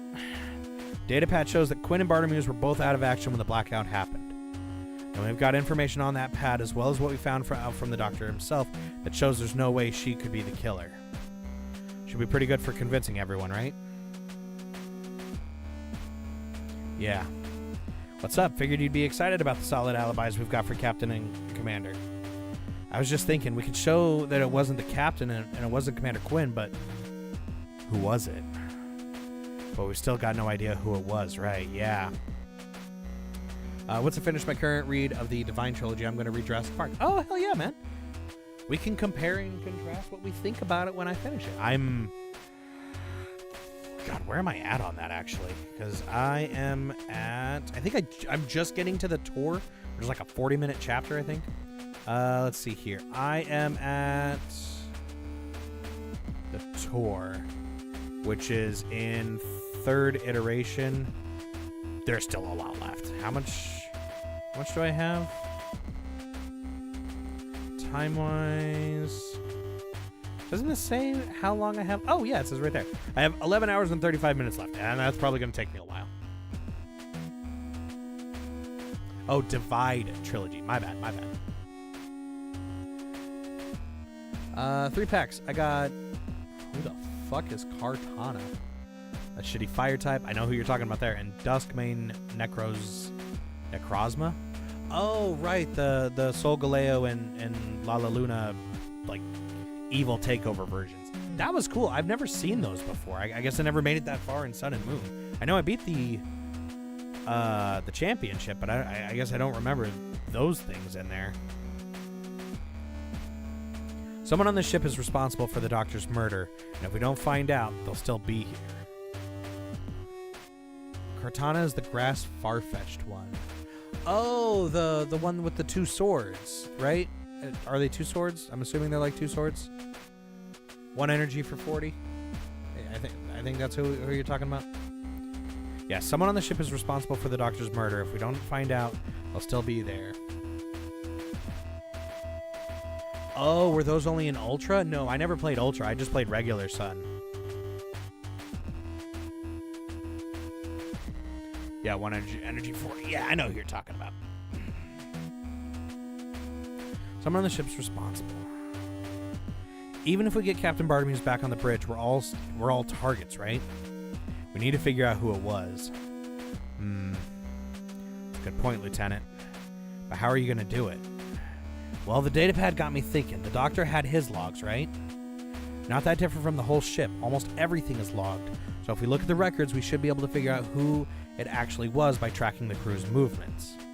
But with Lord on the bridge, she'd have the ensigns on us before we got anywhere near the reports. Wouldn't surprise me if she's got a panic button all set up or something. Hey, no problem there. We don't need to go through the bridge. Everything on the ship goes through the central computer. Right. We can get over to engineering and take a look at the records there. Easy. Won't the ensigns notice? Don't worry about it. I've kept them busy on one of the engine rooms. I'll take a look to make sure the coast's clear too. Thanks, Chief. No problem. Let's get moving. Following the chief's lead, you enter the elevator and the doors close behind you as soon as you enter. After a short journey in silence, they slide open again, revealing the central hub. Please don't let them be there with guns. Okay, cool. Just follow me, Carino. If I see anyone around, I'll make sure to give you a heads up. You only manage a nod in response before the chief confidently strides out of the elevator and towards the aft thoroughfare, leaving you to follow her out. Although she makes her way towards the corridor with the utmost confidence, you're more furtive, constantly looking over your shoulder and down the other corridors as you pass. As you head towards the engineering department, you notice the terminal attached to the entrance into the armory and how it's identical to the one you'd managed to hack in the sickbay. Chief, wait. What's going on, Lieutenant? Well, I think we need weapons.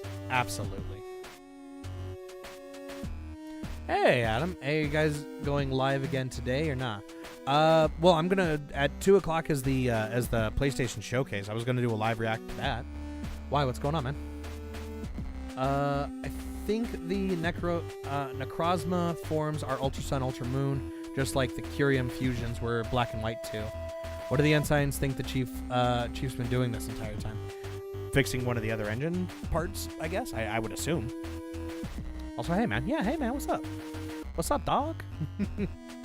I think we need weapons. The plan is to convince the rest of the crew to get behind us before we approach Vanessa and the ensigns. But what if the ensigns don't listen to reason? Vanessa's gone this far to take control. How much further do you think she's willing to go to keep it? Yeah, Trust me, I don't want it to come to this, but if it does, I get you, Lieutenant. It makes sense. The ensign should still be in the engine room. If they've got any sense, and if anyone else comes along, I can deal with them. You know what to do. Get going. Thanks, Chief. With the Chief's assurance that you won't be bothered by the ensigns, you get to work by removing the top terminal's casing, exposing the mechanism within. Ooh, okay, all right, is it the same? If it's the same. I mean, no, I don't think it is. No, definitely not. But we'll just work backwards here.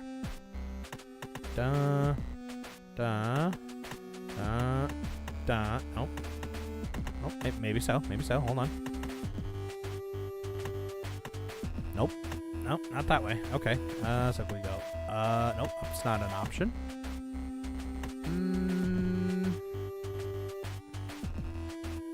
Let's try this way.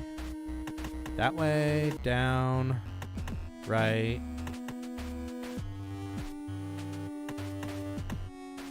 There we go. Got it. As you rotate the final node, the electricity is redirected and the door slides open. You quickly slip inside the room, followed by the Chief. Does anything look different? No, just still the same things.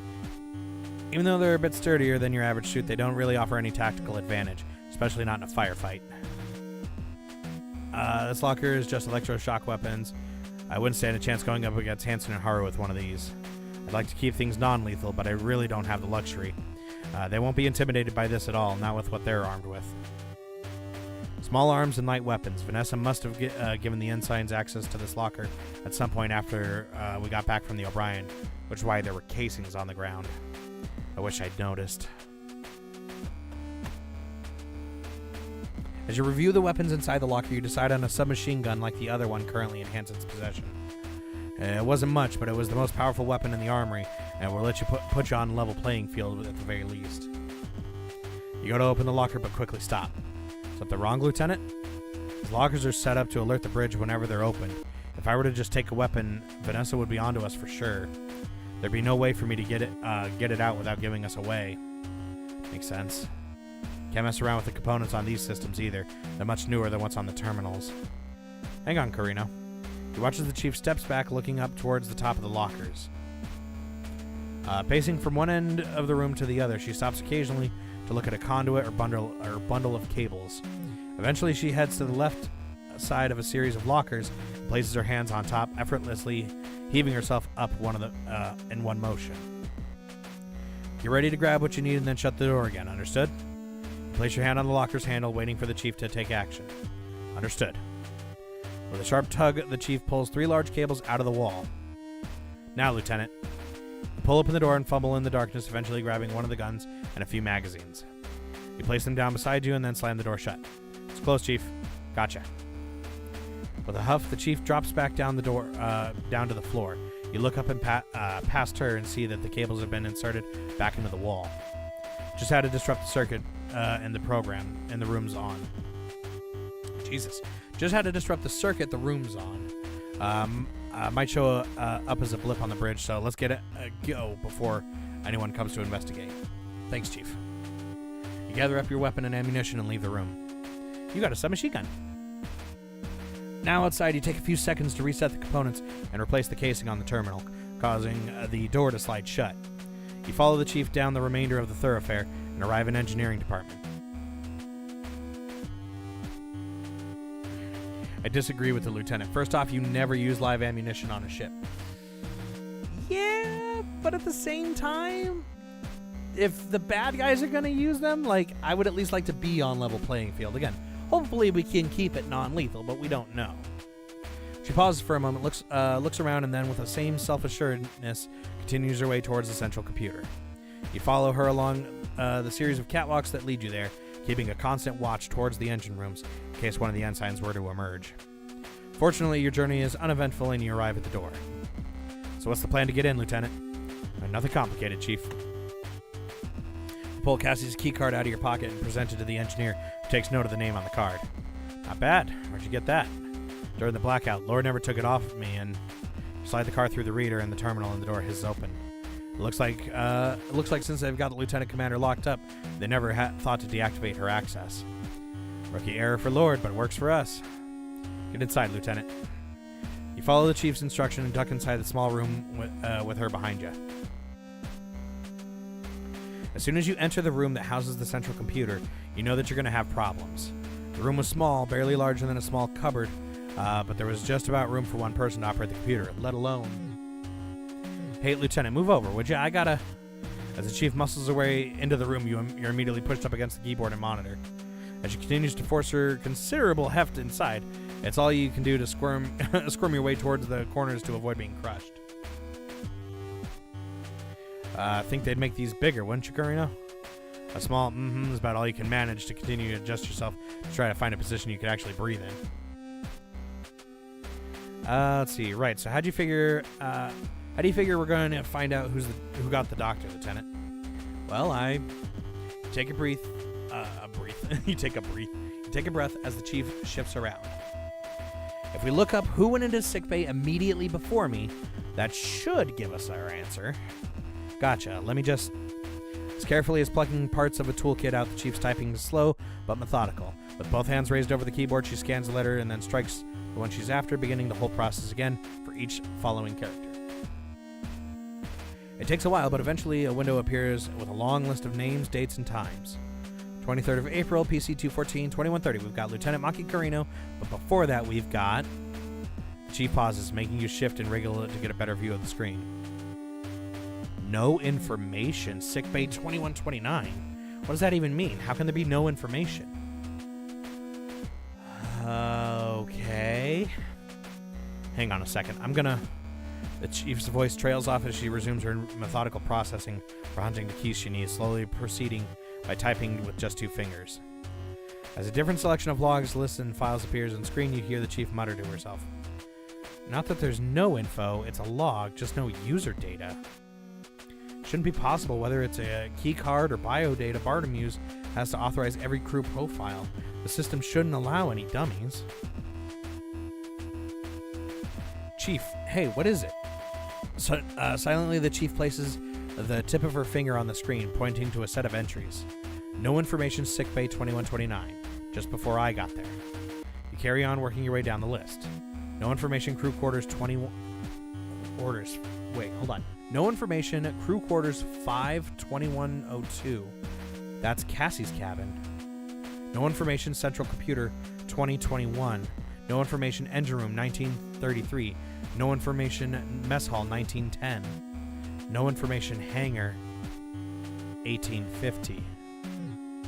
That was just after you and Hanson crashed that Juno right into the hangar, bringing that machine with you. You both stand in silence as the information remains on screen, flickering ever so slightly as its brilliant green stands out on the dark and black screen. Come on, Lieutenant, let's get going. Without warning, the chief steps back out of the room, grabbing you by the arm and dragging you with her. Chief, hang on. You struggle against the chief's iron grip as she pulls you out of the small room and along the catwalk, which leads back towards the engineering department's exit.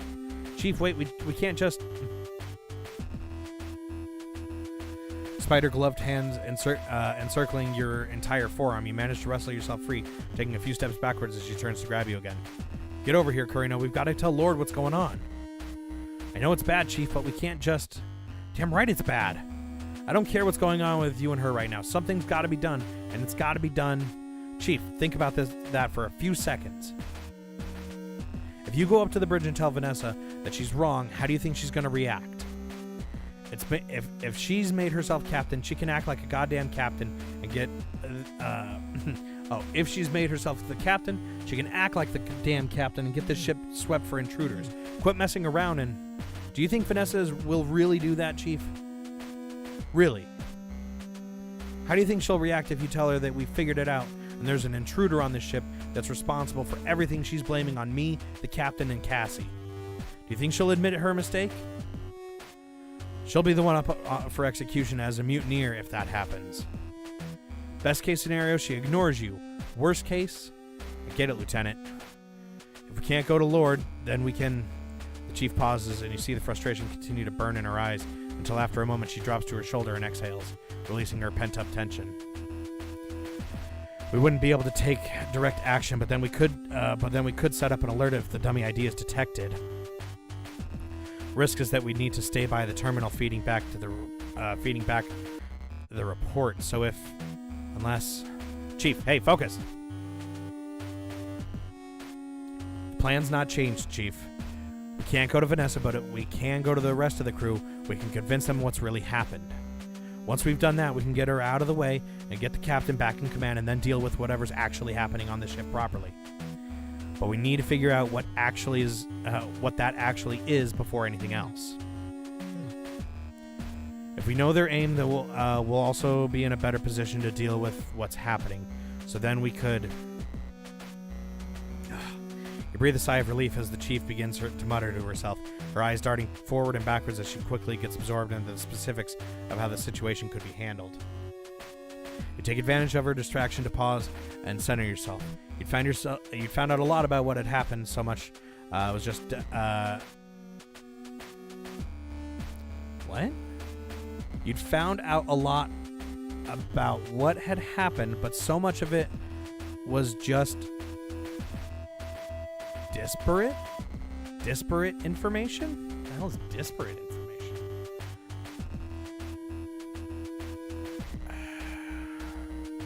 Disparate information. Okay, sure. Discord. Yeah, sorry. One sec. You need to bring it all together to figure out what was really going on. Phone. What are you looking at here? Divide and conquer. Get them separated so you only need to deal with one of them at a time. Give them a couple surprise shocks, then test them up and leave them locked in your locked cabin. Oh, okay. Yeah, I guess that would make sense. Separate and disconnected. Oh, that's what disparate means. Okay. That's so weird. I've never... No, wait, no, that does sound familiar. What am I talking about? Let's see. You can tell by the intense look of focus on her face that the Chief was already focusing on planning on how to handle the intruder once you've got the crew on your side. Her instinct for problem solving could be crucial in getting to the bottom of this whole thing. Chief. Huh? Lieutenant? We can start on a plan to deal with whoever's responsible once we figured out who that is and what they're doing. But where do we start with that? How do we get this all figured out? Lord's first big claim is that Quinn killed Rosarium. Although I don't know why he'd be a target. It's not like he... What about that being her first big claim, Chief? Right. We need to convince everyone that Quinn didn't kill the doctor. That's what got everyone spooked. Definitely makes you and her look like the bad guys. If we prove that she didn't do it... Right. So what do we know that proves Cassie didn't do it? Oh. Well, I mean, because of the condition she was in. She'd have been completely knocked out when the murder happened. I arrived minutes after when his tablet shows she was sedated. The dosage, the timing, it's all there. She couldn't possibly have killed him. She was unconscious at the time it happened. That makes sense. The sedatives they used for onboard care are pretty fast-acting. If Rosarium gave them to Quinn, she'd be out like a light. We've got his logs, a timestamp too. Hell, Rumney and I had to carry her to her quarters. Girl was dead to the world. Not bad, Lieutenant. I think you're onto something. Thanks, Chief. Makes sense to me. If Quinn's knocked out, there's no way she can kill anyone. Exactly. Now we've got that figured out, we can, but...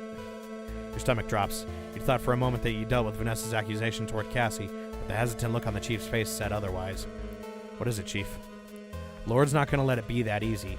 Quinn was sedated, sure, but those meds take a few minutes to be effective. What are you saying, Chief? We're going to need to stay a few steps ahead of Lord, Lieutenant. Get her in her head. Think how she'll argue back and deal with that. Good call. If you tell her Quinn was sedated when Rosarium died, she'll just come straight back with something like, how do you know she didn't kill him before the sedatives took effect? You're right, she would. Those drugs act quickly, though. Cassie couldn't have been awake for long. Does it matter? If Lord sees an opening, she'll go for it. So we need to prove that she didn't kill him before she fell unconscious, right? Well, she couldn't have because... Why couldn't Cassie kill the doctor before the sedatives took effect?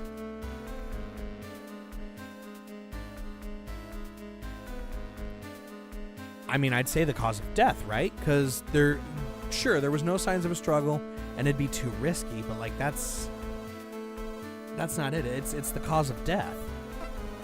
There's no way she could have killed him. You're gonna need more than that, Carino. The cause of death. Think about it. Whatever killed him also deactivated his prosthetics and left signs of singeing along where his body met the metal. That could have only been done by a source of high-power electricity, something like an electroshock weapon. I didn't find one in there. No one mentioned finding one either. So unless she got sedated, drew a previously hidden electroshock weapon, then managed to hide it again, it's a ridiculous scenario. Yeah, that's right. I don't remember seeing one when I arrived. You didn't find one. But what if Lord does her own investigation, finds an electroshock weapon in there? She wouldn't. I searched that room from top to bottom. Yeah, but what if she did? Might not have been easy. Might not have even been there when you looked, but she could still find one. That's ridiculous. She'd be planting evidence. You think that rat wouldn't? Lord's not playing fair, Lieutenant, so we need this bolted down. How do we know Quinn didn't hide an electroshock weapon?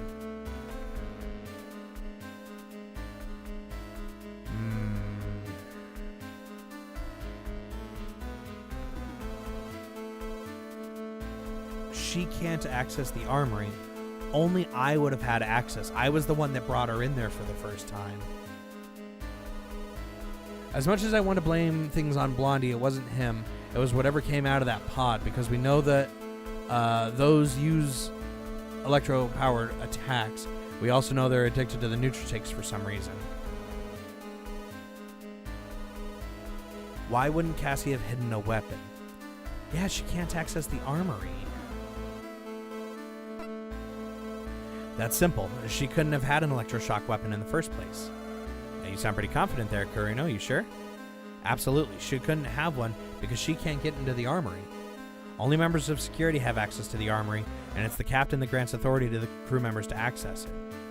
If the captain never granted her access, she wouldn't have been able to get into one. That's a big if. Well, I can prove it easy enough. Running this through the terminal outside the armory will show that she couldn't get in. If it's the same reason I didn't ask you for your card just now. It wouldn't have worked. So if she never had access, she couldn't have gotten her hands on one, right? Yeah, that makes sense. Even without the card, the weapons that have been taken will still show on the ship's logs. If you're right about the only electroshock weapon down as taken out should be yours. That's got to be enough to prove Cassie didn't do it, right? Seems pretty airtight to me, Carino. Quinn would have been unconscious because of the meds, and even if she wasn't, the way Rosarium died doesn't make sense because she can't get into the armory. Gonna be hard for anyone to argue with that. Great. So that's Quinn. What about Bartermuse, though? The captain? You're hit with the realization that you'd been so focused on proving Cassie's innocence that you'd completely forgotten that Vanessa had leveled other allegations against the captain. That's right. Lord accused her of being unavailable on purpose during the blackout, didn't she? Quinn, too. Ugh. Yeah, you're right. I bet even if we convince everyone that Cassie's innocent of killing the doctor, then Lord will just focus on the sabotage. It's not like she's let the truth get in her way so far. She's a slippery one. Hey, buck up, Carino. We've got the stuff with Quinn and Rosarium figured out. All we gotta do is deal with this, and then we can show everyone Lord's nothing but a liar. So don't start moping now. Yeah, you're right. We need to convince everyone that the captain and Cassie didn't have anything to do with the sabotage, and that they weren't dodging their duties. But what do we know about them that we can use? What proves Cassie and the captain weren't responsible for sabotage?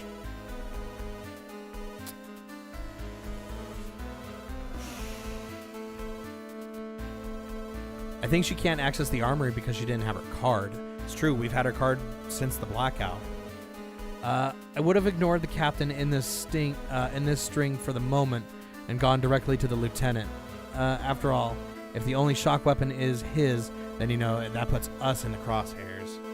Yeah, to a degree. But at the same time, kind of that realization that we had while we were down in the sick bay of like, hey, why would you do the deed, bust out, find another member of the crew, bring them down there, show them the evidence of how it happened, just to point it back at yourself? Like, I think that's what they're trying to go with. What proves that Cassie and the captain weren't responsible for sabotage? Weren't responsible for sabotage. Like, they're both unwell doesn't really matter, right? Like, sure, they may have been unwell,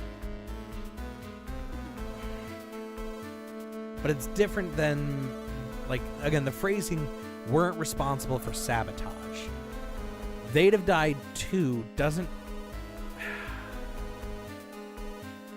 I kind of like that answer just because it is like, okay, hey, what do they gain from this sabotage, right? Like, their motive doesn't make sense, and they would have died too. I feel like kind of like all of these. Let's see. Their motive. Why would they have done this, right? Like, why would they have... No, hold on. Let's look at the question. Focus on what the question is. What proves that Cassie and the captain weren't responsible for sabotage? Cassie was fine up until we got into range of the O'Brien, and then that's when her sudden migraine happened. They'd have died too doesn't, like... I mean, that is actually true, right? Because actually, all of these are kind of the same answer, right? Because if they'd have died too, Cassie was literally out. And Bartomeu's was, I mean, pretty indisposed as well. There's no way that they would have been okay in time for the ship to, like, let's say they did the sabotage to kill everybody on board. They would have died too because there's no way they would have been okay after. That's stupid logic, though, because I'm pretty sure everyone knows we're one of the ones screwing around with Cassie, and if we actually loved her, we'd have no issues sacrificing ourselves for her. And maybe you think they're both unwell? Yeah, you think? Again, all of these are these two are kind of the same, so I don't feel bad with either of them. Let's do a save. let's just see. They were both unwell. Let's try that. So Vanessa's argument is that they're both traitors through inactivity, right? That it was a choice? Basically it, yeah. But using the doctor's datapad, we can see that both of them were unwell at the time the blackout happened. There was no choice about it. The doctor made note of what happened to the captain as well as all the scans and treatments that he gave Cassie. He wouldn't have done that unless he'd have found cause to. That proves that there was a genuine medical need. The doctor may have had his quirks, but I don't think the crew will believe he was incompetent or a liar.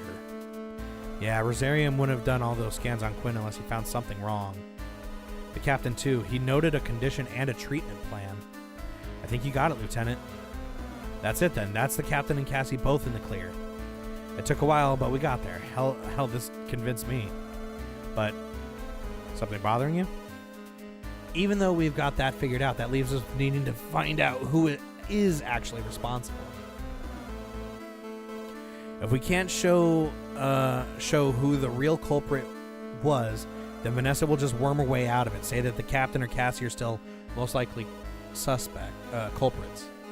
Again, I can't get over the fact that we're literally not going to tell the tribunal that the captain could not fulfill her duties because she had a hangover. It's a hard hangover. That's a good point. So then, you got any idea who it was? Ooh, who's the real culprit? It's got to be someone else. No way. Like, Vanessa and Hansen are just kind of red herrings. There's no way that...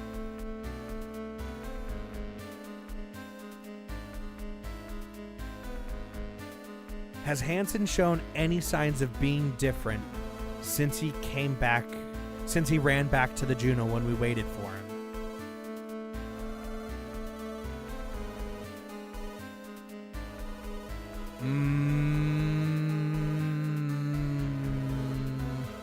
I don't think so, right? Like, he's very much gone on with Vanessa's plan, and he may not have been like happy with Vanessa before he left, but he did really quickly go.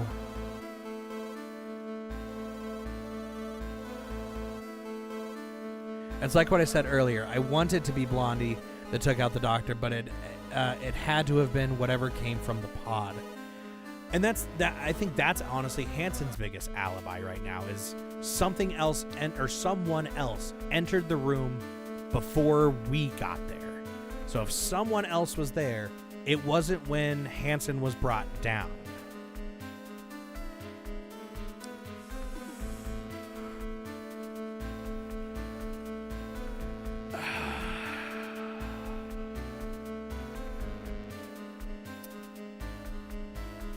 But if we just say someone else, there's not a real answer. Again, Hansen's been as normal as possible, I guess. Like, I don't think he's been...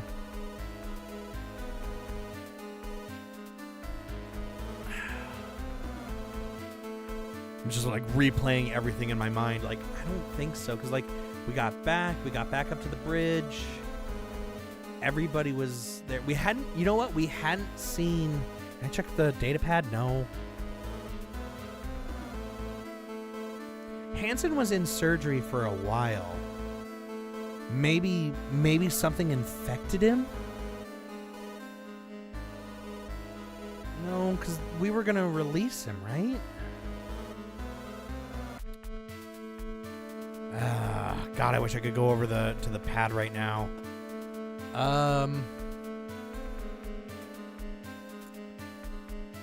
Who's the real culprit? I don't genuinely think it's Hansen, and if it is, it's not Hansen's choice. I don't think there's too many variables with it.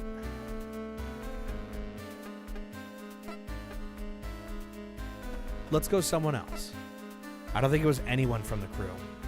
No? If you think about it, when the blackout happened, no one was in any position to take advantage of it. We were all totally taken by surprise.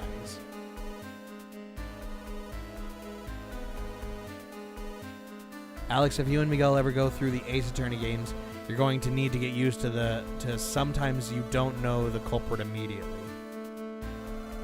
Sure, right. You know, that would make sense. You know, sometimes it is just somebody you haven't seen yet. It didn't seem like something that happened from within the ship either. You'd have figured out what caused it otherwise. It's true. Yeah, I reviewed the diagnostics, and although there were some fluctuations with the main grid that was plus the same thing that happened with the O'Brien, it wasn't just the power going off that affected the O'Brien either. Their doctor was also killed. What? Yeah, the doctor on board the O'Brien, I found her dead. Not like how Dr. Rosarium had died. It looked more like she was killed with physical force. But the sickbay was smashed up. That was the same. Then we know that no one except myself had the means to kill the doctor in the way we can see he died. But even then, the entry logs for the sickbay show that the bioscanner didn't pick up anyone from the crew going in. Just this no information. And we know when they first showed up. So you're saying that whoever was on board this thing when it arrived has done all this. It's the only way that makes sense. Maybe they tried to take out both the O'Brien and us, but we were able to get to the ship back online. Now they're trying a different approach. I thought with that much compound covering, it'd be no way for any pilot to get out. The machine didn't have any hatches, no surface details to indicate an access point, nothing on the exposed parts. You might be right, Lieutenant. No one on board has got all the skills needed to pull this off, even if they wanted to. Why'd they do it, though?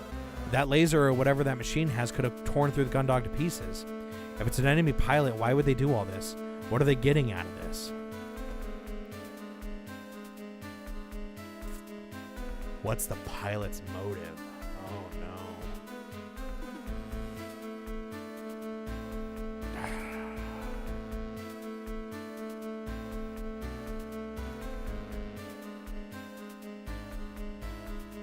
What would it be? What's this enemy pilot's motive? I don't think a spy, right? Because, like, a spy would indicate where they were trying to get something. They appear to be after Cassie for some reason. Appear to, at any rate. Maybe. That's the weird one. Like, their pirates is like, okay, they got in and they stole the Nutrishake stuff. Which is weird, but like, alright, I guess. They're after Cassie.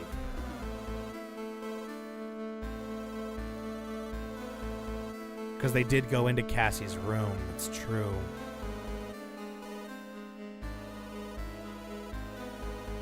Let's say they're after Cassie. Let's just say. Right, this may sound crazy, Chief, but hear me out. Whoever this is, I think they're after Cassie. After Quinn, huh? I'm going to need some explanation on that one. Well, there's a couple of things, and I might be wrong, but I think it's because... Ooh.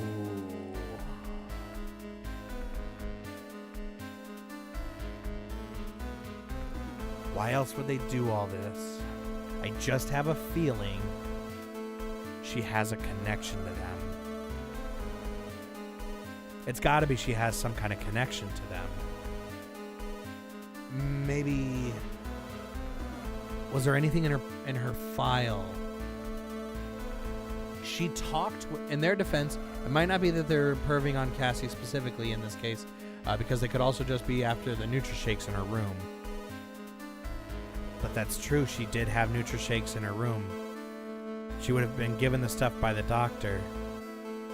And knowing Cassie, she wasn't drinking them.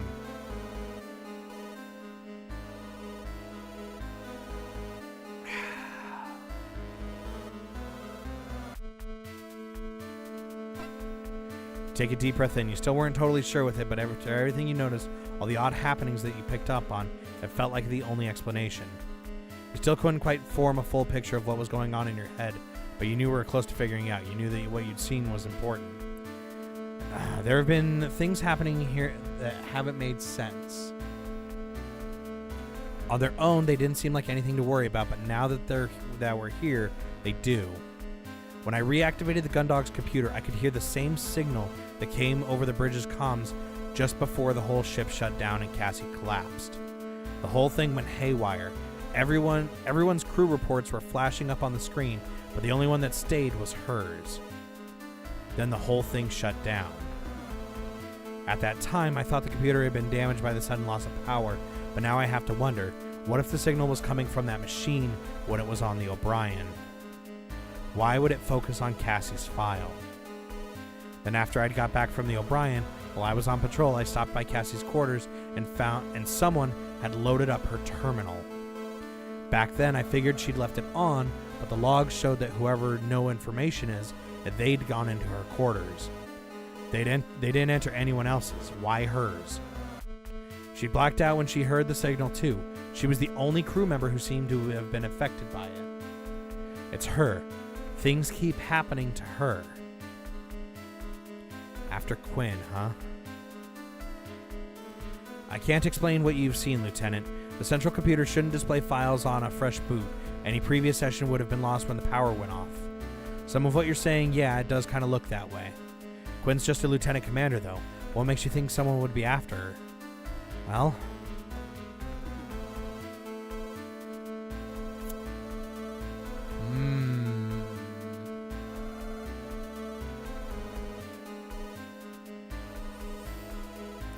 She's important to them. She was left alive. There's just something special about her. I don't like that she was left alive. Just because there's too much in there. Because they knocked her out, they knocked her out with the weird migraine knockout thing, right? She was then stuck on a dying ship. It wouldn't have been that she was left alive. And there's just something special about her. It seems too vague. I think that she's important to them. That's, well, you grapple with what you're trying to say as your understanding develops moment by moment. Thoughts and ideas slotting into place, opening up new avenues for consideration as well as more questions. She's important to them. It's got to be her they're doing this for, because it's about the outrageousness to the point you just tried to make the chief remain silent. You can only assume that the fact that she hasn't immediately called you out for making such a bizarre statement is that so far you've managed to work your way through this mystery, and she assumes there must be meaning to your madness.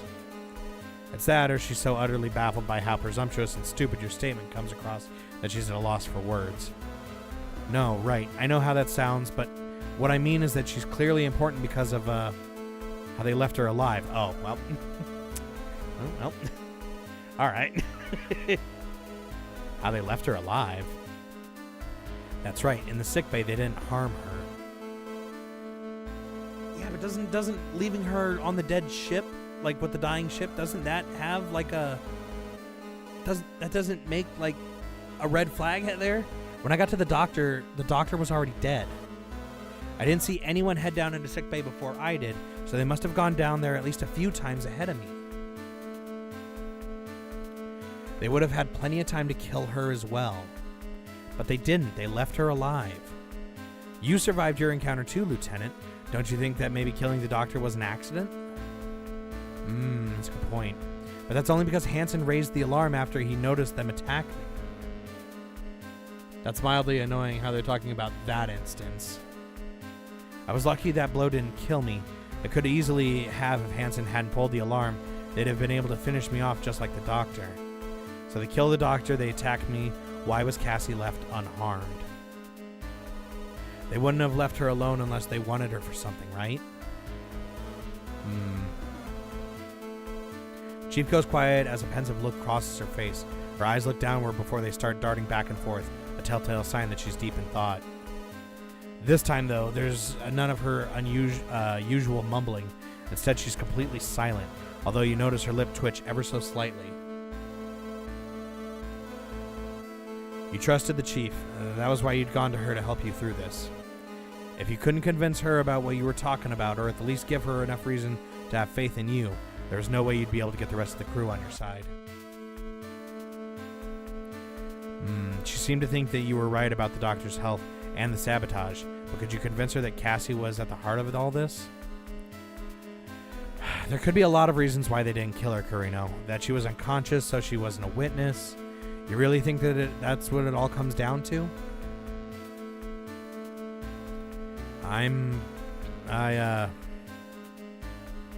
Yes, I am.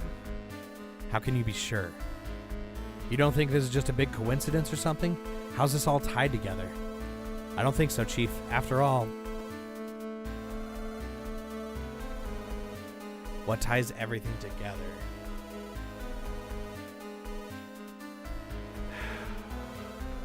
They could have destroyed the Gundog. There was no reason. We did not stop that ship. The ship shut down when it got close. And that thing wasn't being stopped by the main cannons either. If they really wanted us all dead, they could have done it. What about the fact that the Gundog is still in one piece? That craft, whatever it is, ripped through the O'Brien like it was nothing, and then made it all the way to the Gundog. Why didn't it just destroy the ship then and there?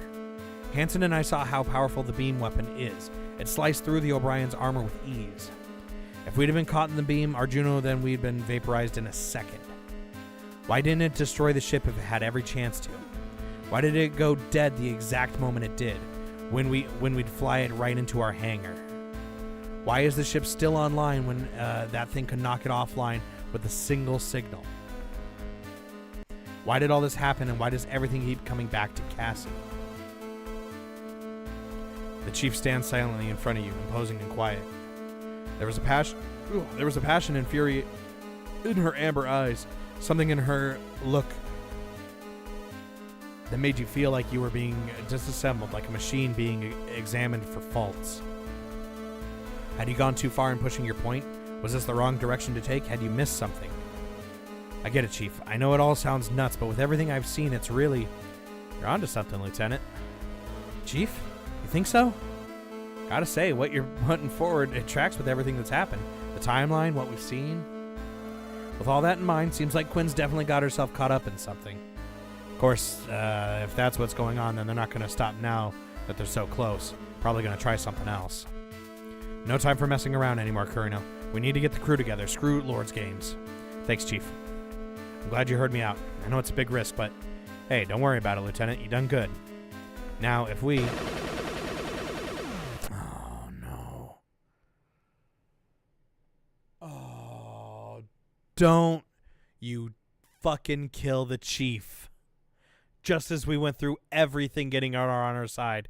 Is that... Without thinking, you sprint away from the Chief towards the entrance into the aft thoroughfare. Hey, get back here!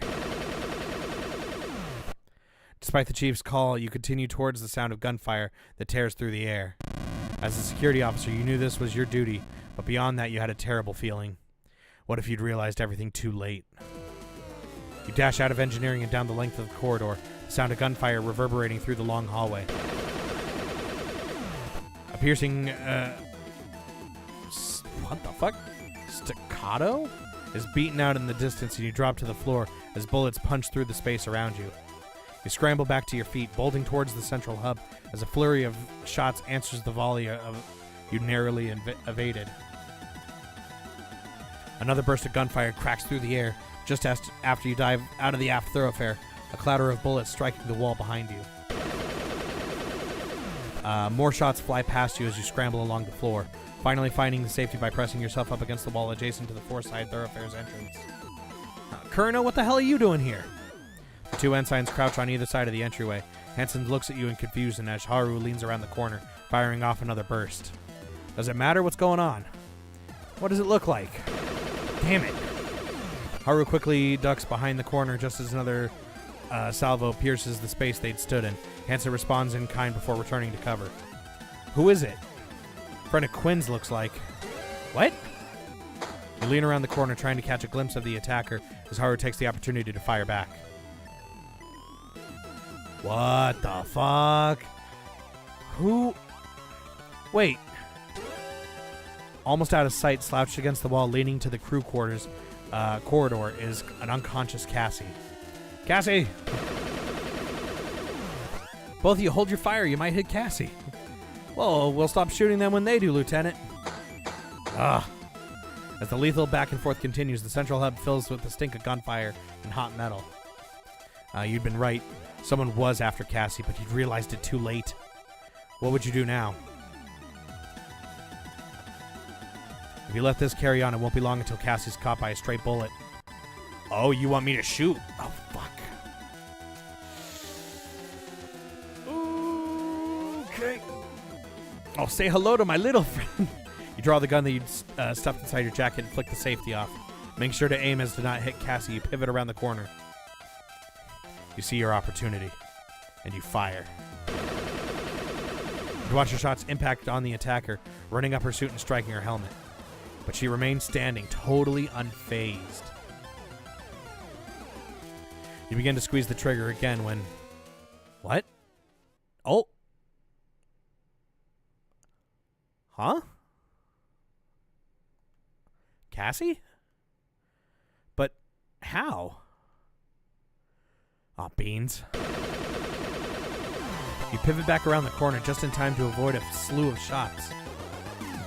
What is that? Quinn? Can't be. Whatever. Shifting his weight, Hanson prepares to fire around the corner, unperturbed by this latest development. No! Huh? You dive into Hanson, forcing his gun upwards, a trail of bullet holes marking the ceiling. Don't shoot! Get off of me! Crews, they're moving! As Hanson shoves you off, you watch Cassie throw Cassie over her shoulder and disappear through the hangar entrance. Hey, stop! You spring up and sprint after the two of them, following through the open doors. You barge past the ensigns and leap down each set of stairs. As soon as the gravity begins to lessen, you vault a railing and drop down to the bottom. Stop right there! You yell as you burst into the hangar, gun drawn. What the fuck? Stood in front of the huge mass of machine and foam, staring back at you, is Cassie.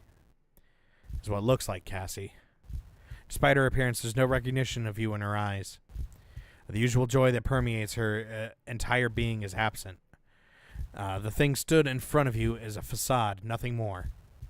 Who are you? What do you want?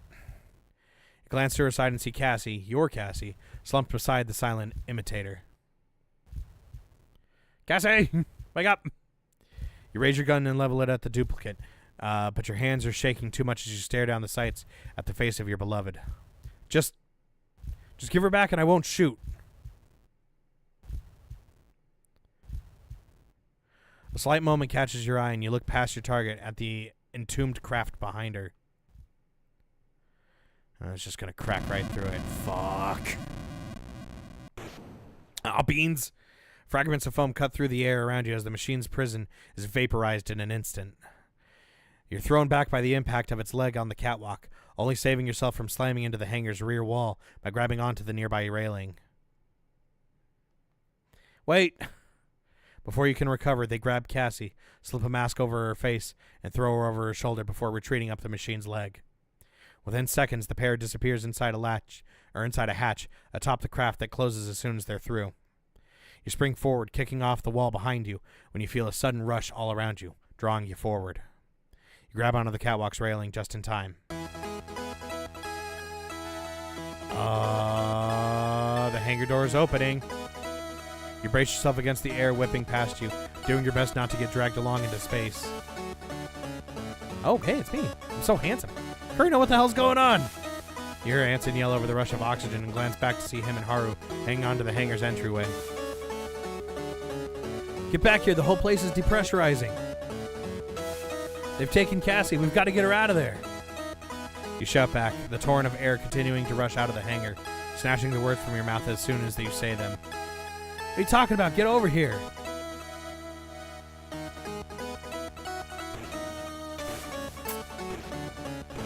Fuck. You feel the machine steps reverberate around you as it stomps out its way out of the hangar. Its engines ignite and a searing blast of heat hits your back as it soars away from the gun dog. Give it up, Kurino. She's gone. Get back here. Cassie had been taken. Whatever that machine was, whoever that pilot was, she was with them now, hurtling away from the ship. Hanson and Haru remain clinging to the doorway, gesturing for you to get out of there. Even if you could convince them to help Cassie, would Vanessa let them go into their armored frames? Maybe she was already ordering Dylan to fire on the craft. It's up to me. I've got to. I must. I must save Cassie. I must save her. I can't just let her go. She needs me. But I'll have to. I need to. I need to save Cassie. It's up to me. If I don't, no one else will. But save her, I'd have to... Dude, you got to. Go save your girlfriend. Have to save her. She needs me. Warning alert. She's counting on me. This is it. I'm gonna save Cassie.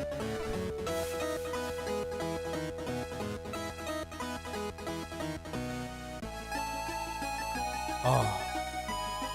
Blah, blah, blah. I'm gonna save Cassie. You turn and bring your right leg up over the railing. Kurino, don't! Oh, cool. Look at this animation. The ensign lunges out to grab you, but he's too late. You throw yourself into the void of the hangar and are snatched away by the vacuum. Jesus Christ. Fucking risky as shit. You just about managed to grab onto the Juno as you fly past it, your arm nearly wrenched from its socket by the force. Despite the pain, you hang on and pull your way towards the access panel by the cockpit, fighting against the rush of air that continues to buffet against you as you input the series of commands to open the hatch. As soon as it's open, you clamber inside and grab an emergency oxygen mask, sealing it over your face as you activate the armored frame. Hitting the combination of switches and buttons required to start the machine, you feel a dull rumble followed by a swell of vibrations as the systems throughout the cockpit are illuminated one by one. I'm gonna do it! I'm gonna pilot that thing! You grip the flight sticks and squeeze, breathing deeply and slowly. You can do this. As you push down the pedals, the Juno walks forward, and you direct it to grab onto the machine gun from a nearby rack of weapons before turning to face the open hangar door. You peer at the main monitor, trying to locate the enemy craft amongst the stars, but are distracted as a window opens on the screen to your left and a shrill voice yells at you from the monitor speakers. Oh, I do not give a fuck, Lord. You and the Juno, I haven't given anyone permission to launch. What? Lieutenant Kurino, what are you doing in there? You're supposed to be locked up in your quarters. Get back up here now. Sorry, Lord. I'm going after Cassie. You're what? You're not leaving this ship, you traitor. Get out of there and I'll get to your quarters now. If you don't, I'll... No, fuck you. You press a single button on the screen, cutting off Vanessa's transmission. You couldn't care less about what she said or how she threatened you. You were done worrying. Everything you did for Cassie. This is Lieutenant Maki Kurino, Colleague 5. Launching. Yeah! You slam both flight sticks forward, just as you watch Hansa do during his duel against the machine, sending the Juno tearing through space towards where you've seen the kidnapper's craft heading. There you are, locked on. You force the controls as far forward as they'll go, demanding every last ounce of thrust available from the engines. The cockpit begins to judder around you, but you don't let up. What the fuck? As the gap between your armored frame and the machine closes, it quickly becomes within visual range, and you notice it remaining still, almost like it had been suspended in space. In front of you, you see a strange shifting distortion, as though the space ahead of it had been torn open. You're not going anywhere. With a twist of the flight sticks and the Juno banks right, and you bring yourself around the wide arc, building up speed until... Blah! Hey, give her back! Your head is still ringing from the impact, and you taste blood in your mouth, but you manage to regain control over your armored frame, raising its machine gun towards the enemy. Now! Hey, fuck you ain't getting away. You're not able to get a shot off before the craft blasts away into space. Gritting your teeth, determined not to let it escape, you thrust the flight sticks forward again, and you're forced back into a seat as the Juno hurtles through after the target. You can hear the engines begin to whine, and the main motor is full of warnings and alerts, but you keep the controls where they are, not wanting to give the enemy a moment of reprieve. Slowly, you gain on the strange craft, and as soon as you're within range, you squeeze the trigger on the right stick, holding it down to empty the gun's magazine. Each round slams into the enemy, the sustained series of impacts throwing it into a spin. There's more where that came from! You threaten, beginning the process to reload your gun. With a grim grin, you focus on the target reticle, lining up your next volley. Wait. In an instant, the enemy turns, its snout-like protrusion already glowing brightly, with the telltale bolts of energy emanating from the light within its weapon. That's all you can do to draw the controls back and slam your feet down on the pedals, trying to halt the Juno before it's caught in a deadly beam. Oh, fuck my arm! Oh no! I need that! Through luck more than skill, you'd managed to prevent the blast of energy, cleaving your Juno clean in half. But now alarms filled the cockpit and your warnings are cluttered with monitors as you realize your armored frame's left arm has been sheared off. You struggle with the controls as your off-balance machine careens through space. Its fine calibration is now thrown off by the loss of the limb. You manage to reorient yourself, only to see the enemy's cannon pulsing with energy as it prepares another devastating shot. No! Damn it! Yeah! Surprised you lasted this long, Curino. Not a bad effort after your first flight. Gotta catch hell from the chief for losing that arm, though. Hanson, what are you doing out here? Saving your dumbass, what does it look like? Why the hell did you chase that thing out here? I told you, it's taking Cassie. You're such a sap, Lieutenant. Ugh. But you got guts. Never thought I'd see the day when you stood up for yourself. If you want to rescue Quinn, get moving. I'll keep it here. Right. As soon as Hanson disappears from your monitor, there's Juno's behind the enemy, grappling it. You waste no time following him, struggling against the controls. Your ability to maneuver is limited, but you thrust over to the craft, digging your frame's remaining hand into a gap between its armor. The actuators in the Juno shoulder screech in protest as the enemy struggles against you, but you continue, not willing to stop now.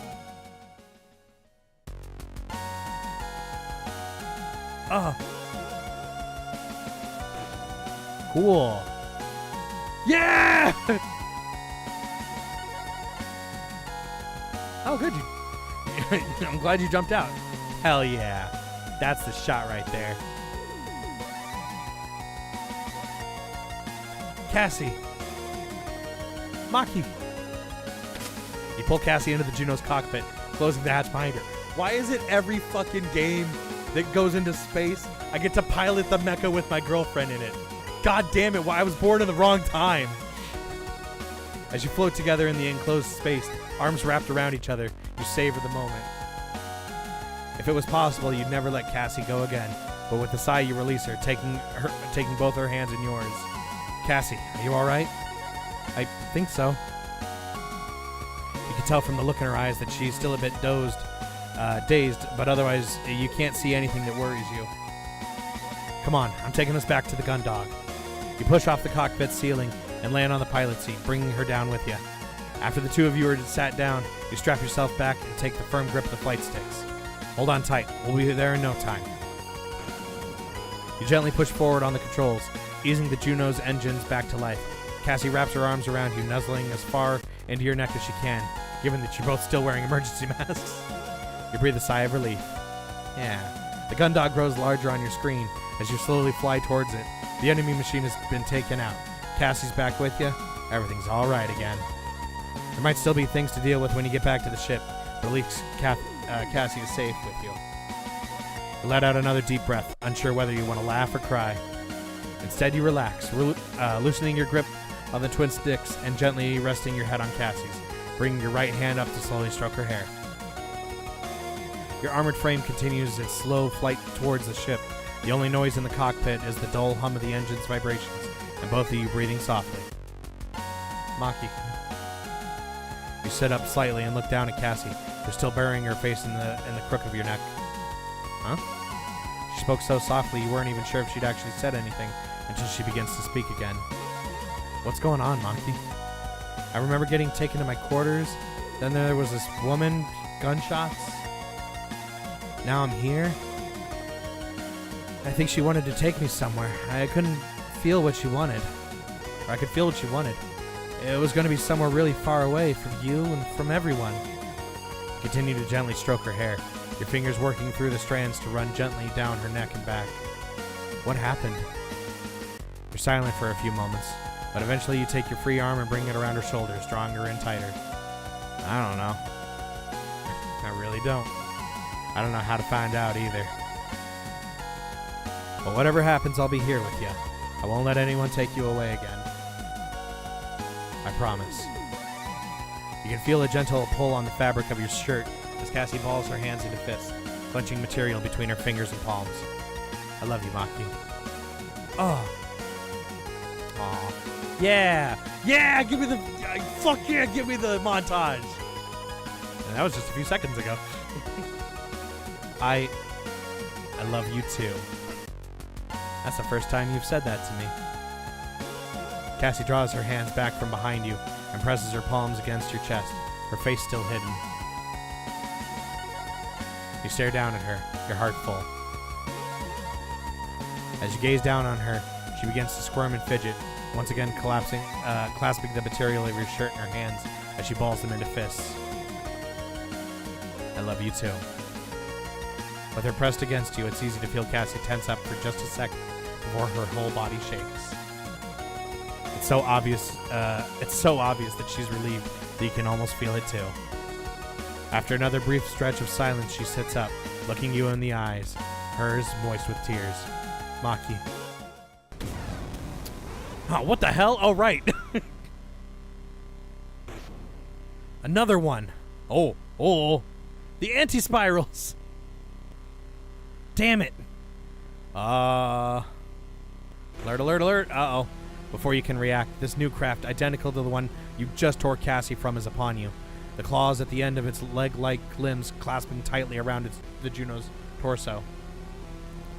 You fight with the controls, causing the armored frame's engines to scream as you push them to their limits, attempting to escape the machine's grip.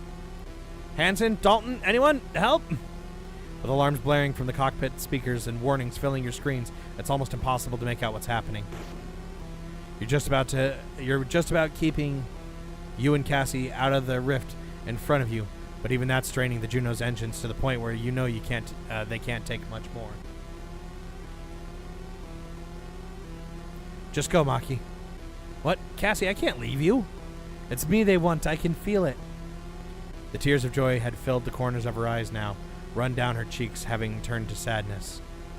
They're not going to stop until they have me. Take a rescue buoy and eject. Let me go. No, I'm not leaving you. More tears flow down her face as she grasps at your chest. You have to. They won't stop. You can't win. Just let me. I said no.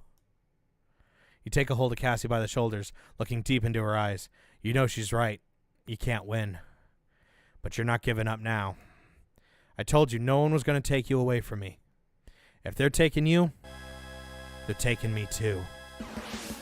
You grab Cassie with one arm and slam the flight stick forward, sending you speeding towards the shear in space. Oh! With a roar, you all plunge into the rift. You don't know why it wants Cassie. You don't know where it's taken her. But you know one thing. She won't be alone. Cool.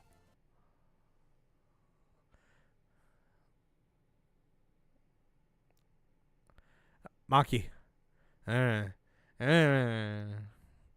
Come on, wake up, Maki. CP. That's it, wake up.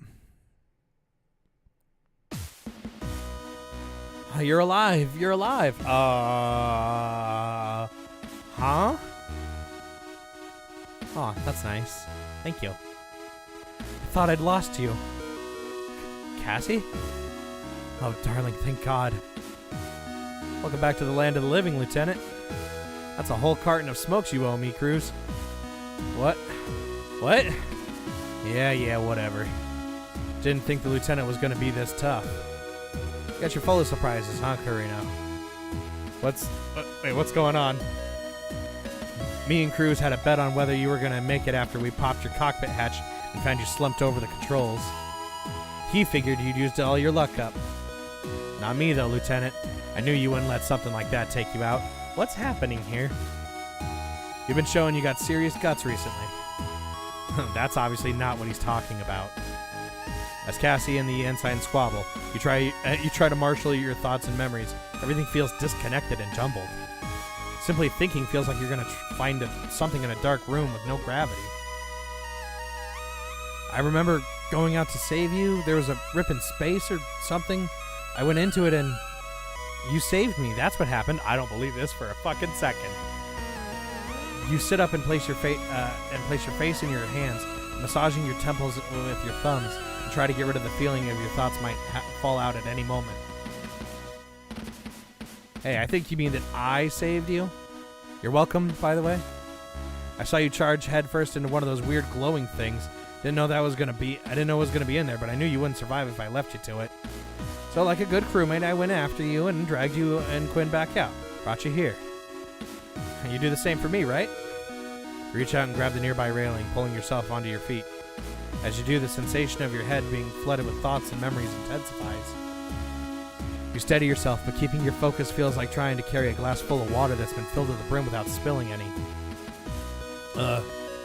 Wasn't this... Take it slow, honey. Don't rush. Are you sure you're ready to be up and about, Lieutenant?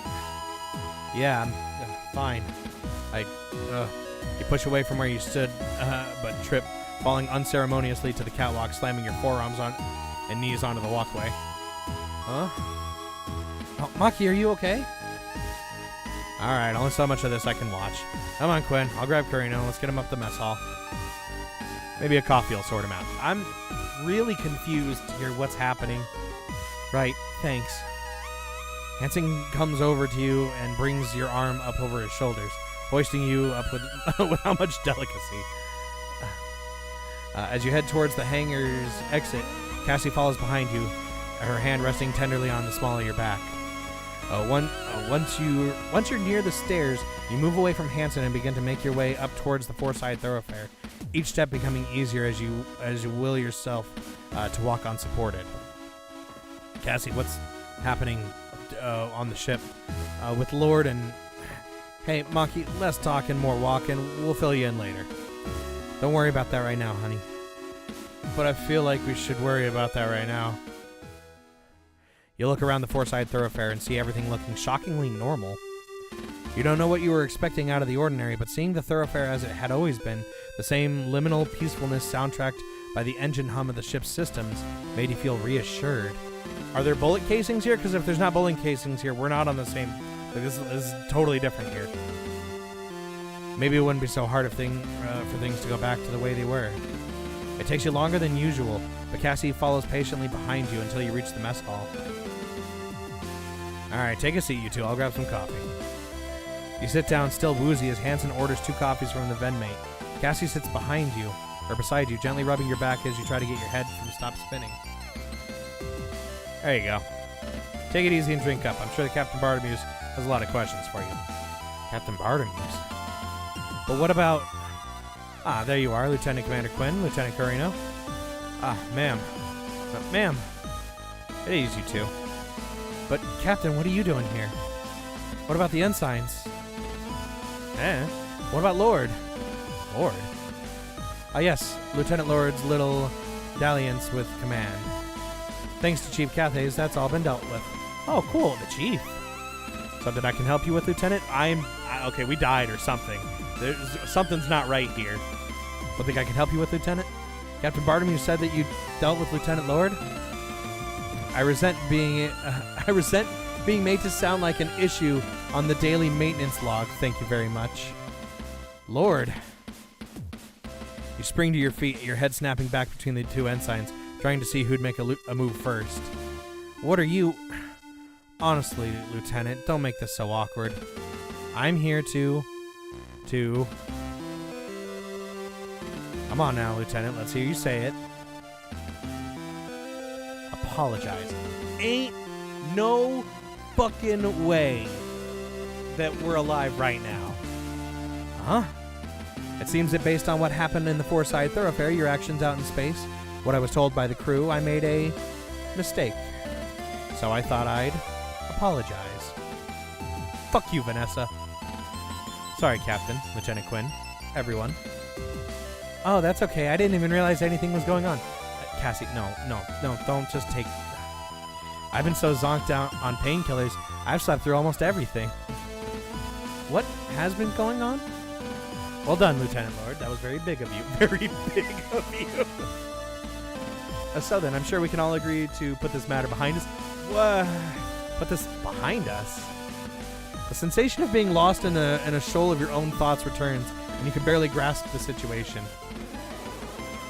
Was that it? After everything that happened? Vanessa apologizes, the captain agrees to move on? Really? You're alright, Lieutenant Carino? You're not looking very well. Captain, just... what's going on? This is also... I think you should calm down, Lieutenant. Whatever happened to you out in space seems to still be having something of an effect. You could probably do with eating something. Now there's an idea. Why don't we all sit down for a meal together as a crew?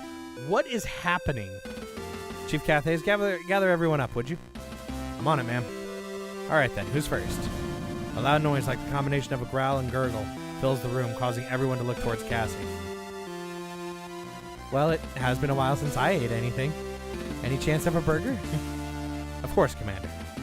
Followed up by your favorite, a pineapple salad. Unless I'm mistaken. Oh wow, I didn't know you knew. That's perfect, Captain, thanks. Never thought you'd see the Captain happily ordering meals for the crew from the Venmate, but she does just that, listening to Cassie's instructions on her burger preferences. It's happening here. You slowly slide back into your chair, cautiously eyeing the two ensigns and Vanessa. There's no way she wasn't planning something. This had to all be... Hey, Lieutenant, good to see you. Dylan. Oh, Dylan, hey. Pretty crazy watching you go toe-to-toe with that thing out there. Fought almost as well as Hansen. No way. I mean, not bad for an amateur, but the Lieutenant's got nothing on me. Lieutenant Curino, Commander Quinn, you're safe. I was worried about you guys. That thing looked tough. Ah, thanks, Cadet. But you had nothing to worry about. My hero Maki was there to save me. There we are, Commander. Thanks, Captain. Wow, with the noise of the entire crew's chattering filling the mess hall, you find it hard to think. Your thoughts remain difficult to line up, instead flowing like mercury. As you watch Cassie raise the burger to her mouth, a memory does bubble to the surface. Wait, Cassie, you can't... Huh? What do you mean? Your stomach, remember? The doctor said...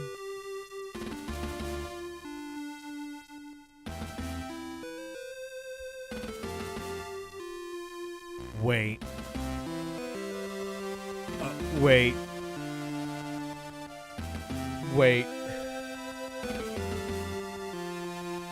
There's nothing to worry about, Lieutenant Carino. I made a mistake in my diagnostics. The synthetic food was not the issue. Dr. Rosarian, thank you for joining us. I'm... Doctor! You once again bolt out of your seat in shock. Is there a problem, Lieutenant?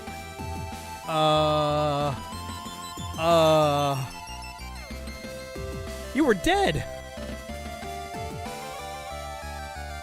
I saw you! We saw you! You can't be here! Ah, I understand.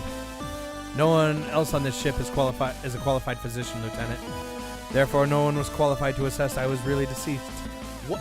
Wait, what? Huh? Fortunately, the injury was not as severe as it had been assumed. But Hey, come on, Lieutenant, you're killing the mood. Doc's fine. Wouldn't be up and walking about if he wasn't, right? Yeah, take it easy, Curino. Are you feeling okay, honey? I'm really not doing okay right now. Do you want to go to the sick bay and lie down? I don't like everybody thinking you're crazy as everybody's acting normal in the ending. That's not good. Yeah, honey. Do you want to have a little nap? Be quiet, Ensign Cruz. What's happening here? I don't like this. I really don't like this. Your mind is a maelstrom at this point. Everything feels wrong. But it's all happening. It's all right in front of you. How can you argue with that? Come on, honey, have some fries. You shake your head at the offer, placing your head back in your hands. Cassie starts rubbing your back again, although quickly begins eating her fries with her spare hand. The crew eventually starts to chatter amongst themselves again, whilst Captain Marys takes orders and retrieves meals from the Venmate, serving them with a level of cheerfulness that continues to leave you disquieted. There, I believe that's everyone. Oh, before I get started with my meal, Commander, I was hoping you could help me with one thing. Oh, sure, Captain, what's up? The ship's emergency input codes, are they generated and adjusted regularly, or is it specifically prior to departure? Oh, wait. The ship's emergency input codes. Are they generated and adjusted regularly, or is it specifically prior to departure? Why would she ask that? Come on, Captain, you know that. You're the one that sets them after all.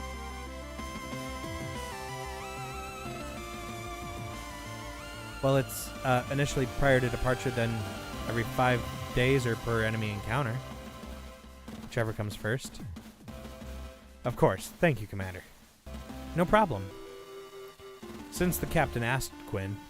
Oh, yes, Vanessa? At what distance do we typically start transmitting our Yeah, okay, hold on. What the fuck's happening? We're getting, like, fucking brain melted here. Hold on. At what distance do we typically start transmitting our security clearance prior to announcing we intend to dock at a colony? What are these questions? Oh, that's specific. I mean... And once we've been cleared for approach, is our docking confirmation signature specific to the ship, or does it depend upon a combination of factors? Hey, you're just a cadet. I don't think you need to know that. What's the makeup of the Europa garrison force? Guys, I'd really like to finish my burger now, if you don't mind. What's the target time for a colony defense forces mobilization? You look up and see the whole crew staring at Cassandra, a look of malevolent intent in their eyes. Does the JUCF implement a series of local data stores, or is it transmitted across a large-scale network? Guys, what frequencies are emergency requests transmitted on? What are you asking this for? Guys, how extensive, It's very open-eyed look. How extensive are the JCF's nuclear capabilities? Hey, leave her alone. Guys. Aw, beans.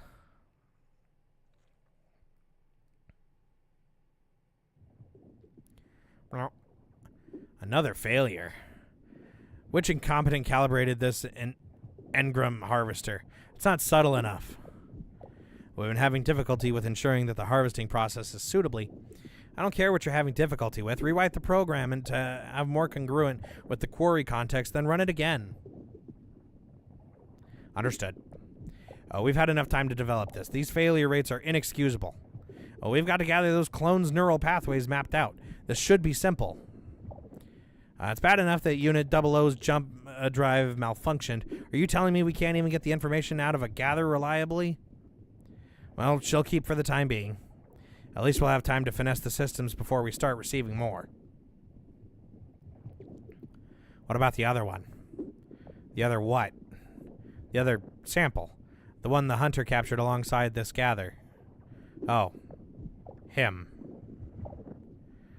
I'd hoped that having him in the simulations with the gather might help, since they seem to have some sort of relationship. Unfortunately, since his DNA isn't compatible with Mother AI, we can't run a specific engram harvester. Shouldn't we be able to run a linear review in real time? If you want to waste your time, be my guest. Hopefully going through recent events again from his perspective could uncover some more information. You're certainly welcome to try. If you do find anything pertinent, notify me immediately. Understood. Oh, one more thing. Do we have the output of the engram harvest we carried out on the additional subject? Confirmed. It's been archived. Under which digital lobe? It's in the default mode network. Node.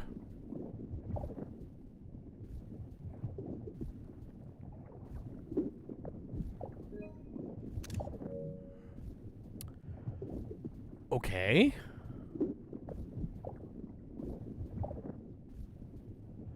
No fucking shot.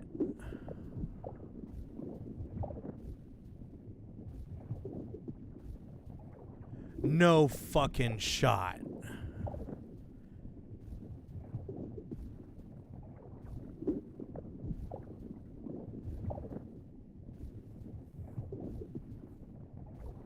Did you really give me another Virtue's Last Reward and I didn't know it?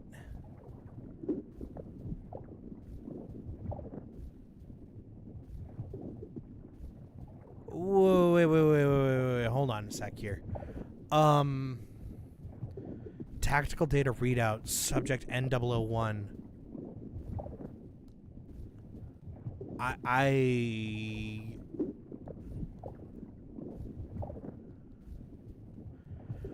Okay. Okay. Excellent. Send me that reference. It might be useful for a review later. Now, run this one again. Once you started her engram harvest, you can do the same with the others. Understood.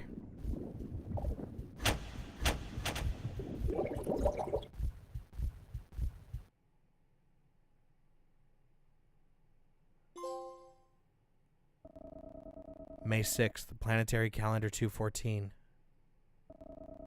Europa Colony 01, Jovian Colony Fleet 2nd Military Court. Now that we're all here, we can begin. Admiral Fairwater. As was decided yesterday, this to be the final day of the inquiry into the events that happened on board JFS Gundog between April 24th and April 28th. Our findings today will dictate that the JCF's future actions around the matter, as well as what is to be done with the ship's crew. Guards, please bring Miss Mary's Bartimeus to the stand. Welcome back, Miss Bartimeus. It's my pleasure, Admiral. Now, Miss Bartimeus, we've gone over everything that happened on board the Gundog following its departure from the colony on April 19th up until the 24th. The last task of this inquiry is to find out what happened following Miss Lord's adjustment to the command structure up until your return to Europa 1. I trust we'll have your full cooperation in this matter. Hasn't that already been demonstrated? A yes or no, Miss Bartimeus? Yes, Commodore. Commodore Pentwin. Thank you. So we understand that the main effort to counter Miss Lord's mutiny was made by Chief Engineer Cathays and Lieutenant Carino. Is that right? That's the long and short of it. You said that the two of you had found enough information to prove that none of the accused had anything to do with treasonous actions. What happened after that? Well, we'd finally gotten as much out of it figured out as we could. We were gonna take it to the rest of the crew, get them on side, and go confront Lord. Before we could go anywhere, though, we heard gunshots. Lieutenant Carino went running off to see what was happening. I couldn't get close because of the bullets flying everywhere. Things calmed down for a second, and I saw Lieutenant and the ensigns running into the hangar after whoever had been shooting things up. From your position, could you tell why this attacker wasn't apprehended by security? It's like I told you already. Quinn's weird twin was packing some serious firepower. Rumney and I were pinned down. We could barely get a shot in. And I know I got some shots in. My aim's good. But whatever body armor she was wearing, it's like she didn't even notice. You see. So after this lieutenant and the unidentified attacker, who you've stated was carrying an unconscious Lieutenant Commander Quinn, they made their way into the hangar, whereupon they both launched in separate crafts? Yeah, that's right. Why were they allowed to launch? It wasn't my fault. I did everything I could to stop them from launching, but none of my controls were responding. They must have hacked the system to override my authority or something. It's the only explanation. I bet they did it ahead of time. There was no way I could have known. Even if you had lost control of the systems, we were under the impression that the hostile craft had been secured. Was this or was this not the case? Well, the thing is that, Cadet Grange, can you answer the question? Why hadn't the craft been secured? The craft had been secured. Until it managed to break out, I'd have bet my life that nothing could get through Cadet Grange's compound. The stuff was almost impenetrable. I'd be surprised if the team working on the Gundog right now has got anywhere near removing the cargo crates that were stuck in it. If that stuff didn't stop there, then it was nothing else on the ship that could have. So the enemy craft was able to escape the restraining compound and leave the ship after the hangar controls were overridden. Considering that Lieutenant Carino was, at the time, supposed to be confined on suspicions of treason, how were they allowed to board a Juno? Oh no, the glasses! Oh no! Hey, we didn't know the lieutenant had gone anywhere until he came running down the hall in the middle of a firefight. He made a jump. Wait, how'd you fix your glasses? He made a jump for it before we could stop him. Crews tried to grab him, but the lieutenant was gone before he got anywhere near. Surprised the lieutenant didn't just get sucked out into space, pulling a crazy stunt like that. What happened after the lieutenant made his way into space? I was able to track him and that weird thing after they launched, but they were moving so fast and so close together, I couldn't get a good lock on either of them. Lord was ordering me to take them both out, but before I could fire anything up, crew was out there on Gundog 01. Do you know who gave crews permission to launch? Hey, no one gave me permission to launch. But you think I'm just going to hang around and watch an amateur like Lieutenant Kurino get torn to pieces because he can't pilot worth a damn? No way. Kurino showed some guts, and I wasn't going to let him die after he finally grew a spine. I went out there to give Lieutenant a little bit of help. So the two of you were able to defeat the enemy craft together. Of course, Cruz was able to take it out. What do you think dragged it back into the hangar for you guys? Might be in a few pieces, but those tech nerds love a challenge, right? But the lieutenant didn't return with you. Why not? Because he disappeared, that's why not. He sold out his friend and used them to cover his escape. The lieutenant and Quinn are probably off plotting against us right now. We're not here for speculation, Miss Lord. We're here for the facts. You're confident they disappeared? They didn't disappear. Our records show that shortly after retrieving Lieutenant Commander Quinn, they were preparing to return to the Gundog when another enemy craft appeared. Gundog 01 was still busy with the original craft, and with the damaged Juno, the lieutenant was in no position to fight back. Then what happened? Where did they go? Well, I can't say for sure, but it was like they were dragged off somewhere. Dragged off? That's what it looked like, but I think it may have actually been a boson jump. A what? A boson jump, Commodore. If you think about how our HFDD works, by warping the space around the ship to allow it to move at significant distances, then a boson jump does something similar, but connects two unique points in space, letting a craft move directly from one point to another. All theoretical, of course. The energy requirement alone would... Alright, thank you, Chief Engineer Cathays. But if you were able to detect indications of a space warp, even if it was non-standard, why did the Gundog not head out into pursuit? Well, see, that's when the power went out again. It was like what happened on the 23rd with Gundog and the O'Brien. If we'd been any closer, the electromagnetic pulse would have overloaded our key systems, and we'd have all been fried. So it doing the jump is what fried them.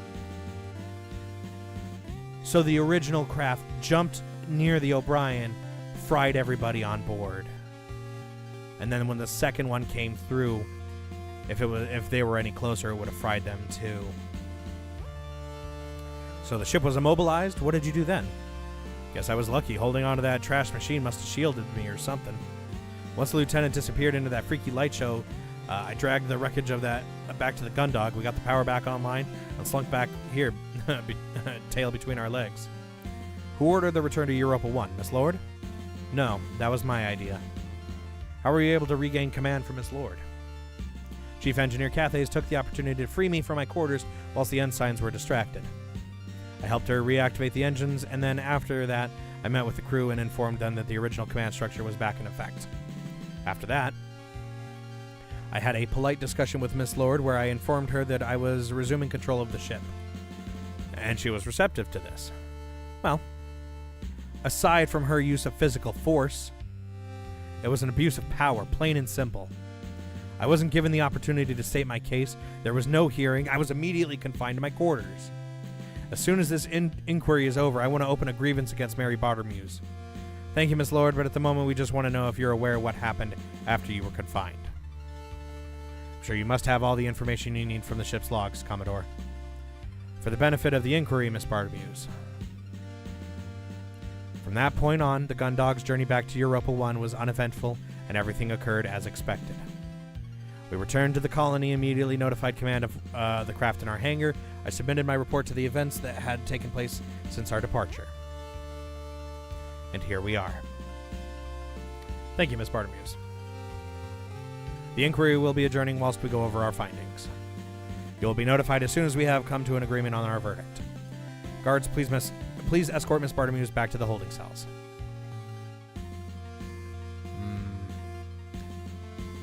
With the exception of some spurious accusations from Miss Lord, it seems that the crew are all giving relatively consistent testimonies. What do you think, Admiral? Now, losing someone like Cassandra Quinn is a catastrophe. She was only a lieutenant commander, but she worked on a multitude of different ships, bases, and installations. In terms of her institutional and process knowledge, if she was interrogated, there's no saying just how much the enemy would be able to learn from her. They might have already done that. We've been getting reports of attacks on various frontier outposts with similar patterns to what happened on the Gundog. Oh, shit. Loss of power, sudden illness against the command structure, attackers appearing out of nowhere. The list of officers we've lost is already too long. Female officers. Captain? Just something I noticed, Admiral. All the officers missing are women. Whatever's going on, we can't let it continue.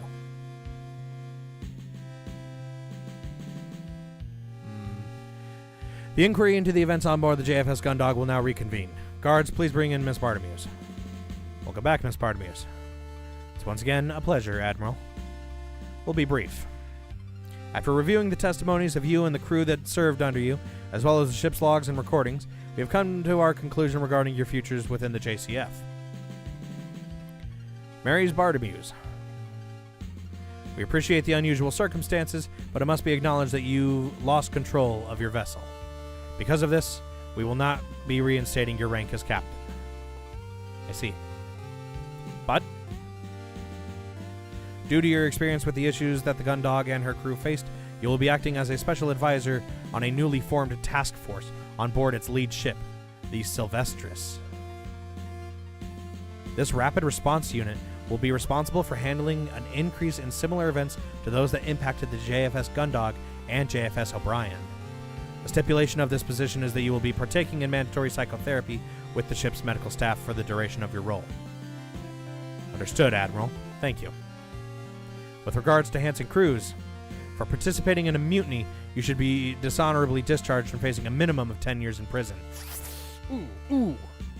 However, due to your performance in combat and experience with these new enemy machines, you will be serving as a pilot in the new task force.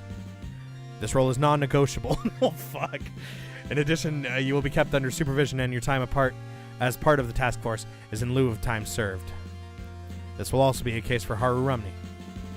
Hey, won't see me complaining. As for Chief Engineer Mackenzie Cathays, you're to be transferred to the JFS Sylvestris, where you will act as its Chief Engineer. Oh. The Sylvestris will serve as the flagship of the new task force. Because of this, we are removing Cadet Dalton Grange from your instruction. But instead, Cadet Grange, you will be transferred to JFS R&D Department, where you will receive appropriate support to develop your new compound into a viable weapon. Oh. Thank you, ma'am. That's great. That's moving on to Warrant Officer Dylan Dees. We have reviewed your request and have decided that it is in the JCF's best interest to give you a honorable discharge from the fleet. Oh. Good call, ma'am. An honorable discharge from the fleet. Your stipend and freedom are, of course, dependent upon you ensuring that you do not disclose any information about what happened. Consider the matter highly classified. Don't worry about that, ma'am. Not planning on thinking about this anytime soon. As for Miss Lord, typically a mutiny against your commanding officer would result in your execution. But I didn't... All the evidence is... Quiet, please, Miss Lord. However, we do understand that due to the rapid development and confusing nature of events, it did appear that the crew of the ship could have been involved in a conspiracy. Had that been confirmed as the case, you would be followed the appropriate protocol by removing Captain Bartimeus from command. Given this, the inquiry has decided to be lenient. You will instead be placed under house arrest, pending further investigation. Understood. Thank you, ma'am. Oh, I almost forgot. Dr. Seifert... Wait. Hold on. You are alive? Oh, no. Oh, okay. If he fucking showed up on screen, I was gonna scream. Due to his death in the line of duty, he will be given a posthumous 2-rank promotion. As we have been unable to contact any next of kin, the doctor will receive a public service before his ashes are spread in the Europa Military Memorial Gardens. This judgment hereby concludes the inquiry into the events that happened on board the JFS Gundog between April 24th and April 28th. All decisions are effective immediately. You are... One question before I leave, ma'am. Oh, Bartimeus, go ahead. What is the plan regarding Lieutenant Carino and Lieutenant Commander Quinn?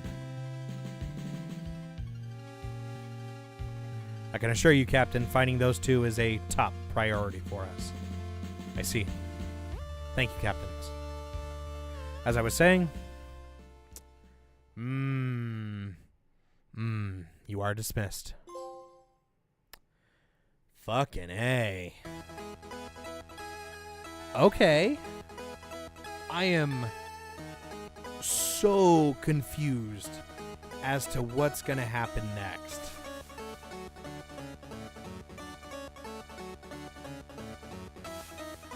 Oh, cool. Everybody gets their own little like sprite work. That's nice.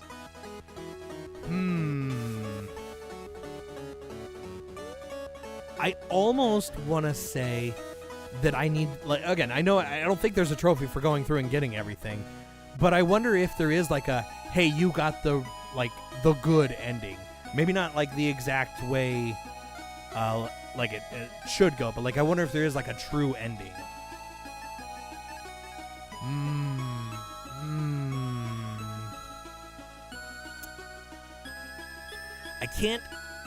I definitely don't have the time to go back for it, but like,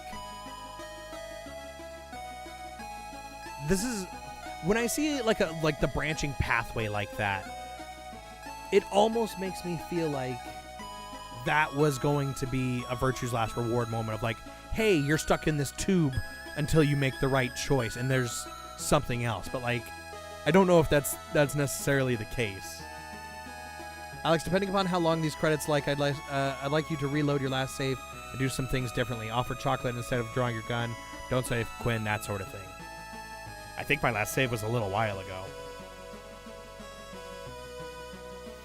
I do want to put this on the backlog roulette though. This was like, and again, I don't really play like a lot of visual novels, but like this I think was just long enough for me to go, all right, yeah, let's really kind of like get into some of this. And like, I'm invested. Again, the team was small. We got to know everybody pretty well. Really interested to see where this goes in terms of story on like who the fuck kidnapped us. I want to see if there is another one like already confirmed, because what is this called? It's Stories from Soul, right? Like there's it's like PM Studios or something like that is the final thing. It was during the chat with the chief about what was going on. You'd already know the answers now, so you could just mash through the dialogue. Yeah, PM Studios. I want to see if these guys have something else in the works. Like if we're already like, yo, hey, the next one's gonna get ready. This was fun. I had a good time with this.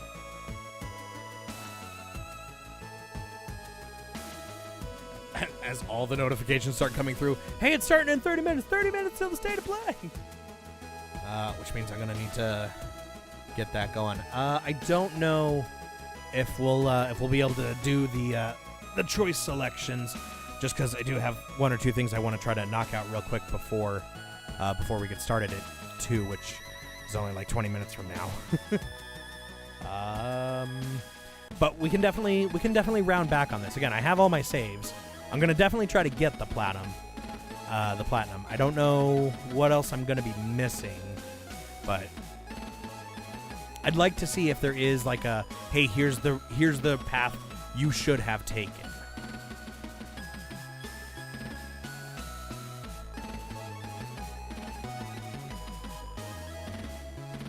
And thank you for playing. See you again on the Gundog soon. Oh, really? We're gonna just put the Gundog back on there, huh?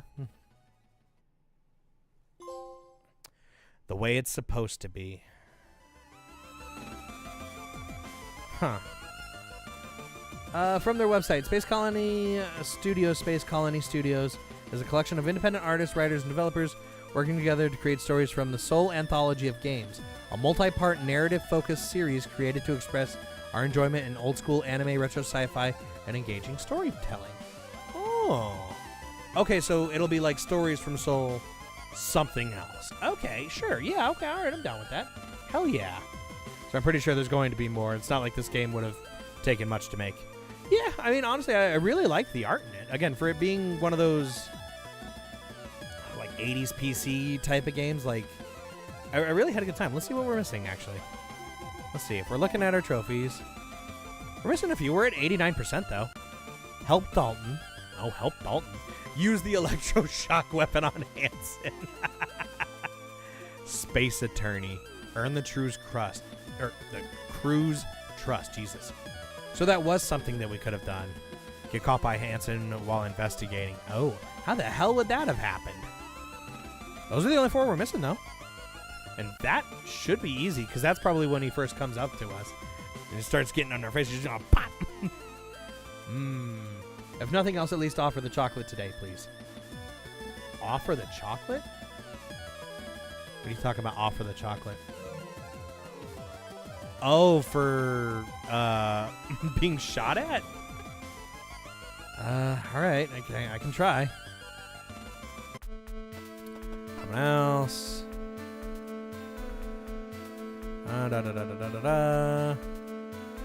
There we go. I'm like, I know they're after Cassie. She has a connection to them. She was left alive. Oh, wow, that does just skip that whole, like, I don't know. They could have destroyed the gun dog. Okay, we get down here. Shooting. Everything's cool. Okay. Despite there being 2 of them, the Unsides are on the back foot, constantly firing back to duck cover. Take the chocolate bar. I'm sure this would go down well, but I can't think of someone who'd enjoy... I'm sure this would go down well, but I can think of someone who'd enjoy it more. Wait, was there something else there?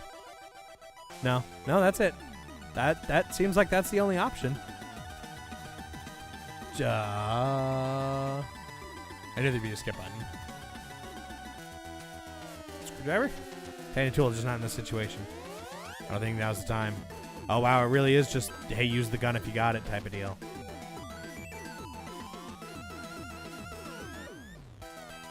Shoot out. This really does just kind of keep going, doesn't it?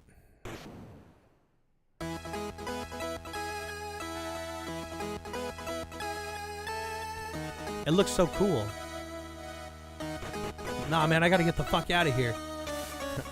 I must save Cassie.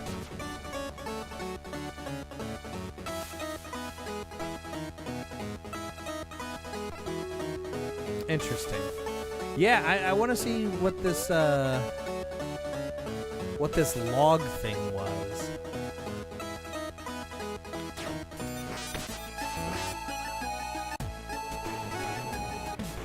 Yeah, you think we're already dead, huh? So many things are happening. Cassie back, everything's great.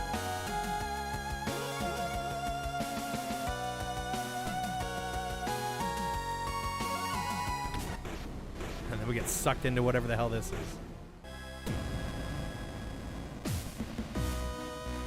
I don't like evil dream sequence. Hey, how many fucking things can we try to hack out of your brain?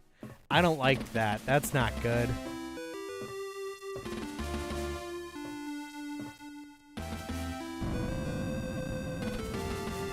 This was fun. I'm really curious to go back. Again, I don't think it's going to be one of those things where I have to get all of the nodes done. I kind of don't want it to be because I don't imagine these things are going to be too different. Yeah, this. We could not have survived that long with the vacuum behind us. Additionally, we would not have survived grabbing Cassie while neither of us had any protection from the vacuum. Nah, man, it's cool. Just grab the mask. It's cool. This is, like, again, I see this. All I see is Virtue's Last Reward. Especially near the end here. That is such a... Oh, hey, like, what's happening here?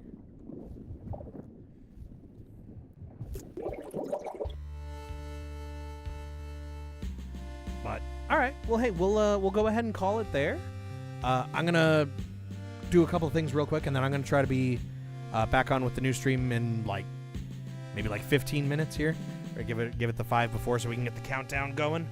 But thanks for joining me on Stories from Soul the Gun Dog. We'll go back and maybe get the platy at some point here. I definitely want to get it here. This was a lot of fun. I had a good time with it.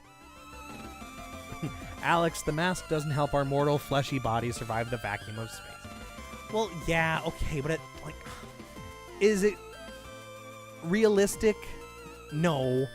But is it cool to catch your girlfriend jumping off of the enemy ship that she was kidnapped to pull her into yours and then fly back while you guys are in the cockpit together? Yeah, I can overlook that. All right, guys. I will see you in about 15 minutes here for the State of Play, and we'll see you then. Goodbye.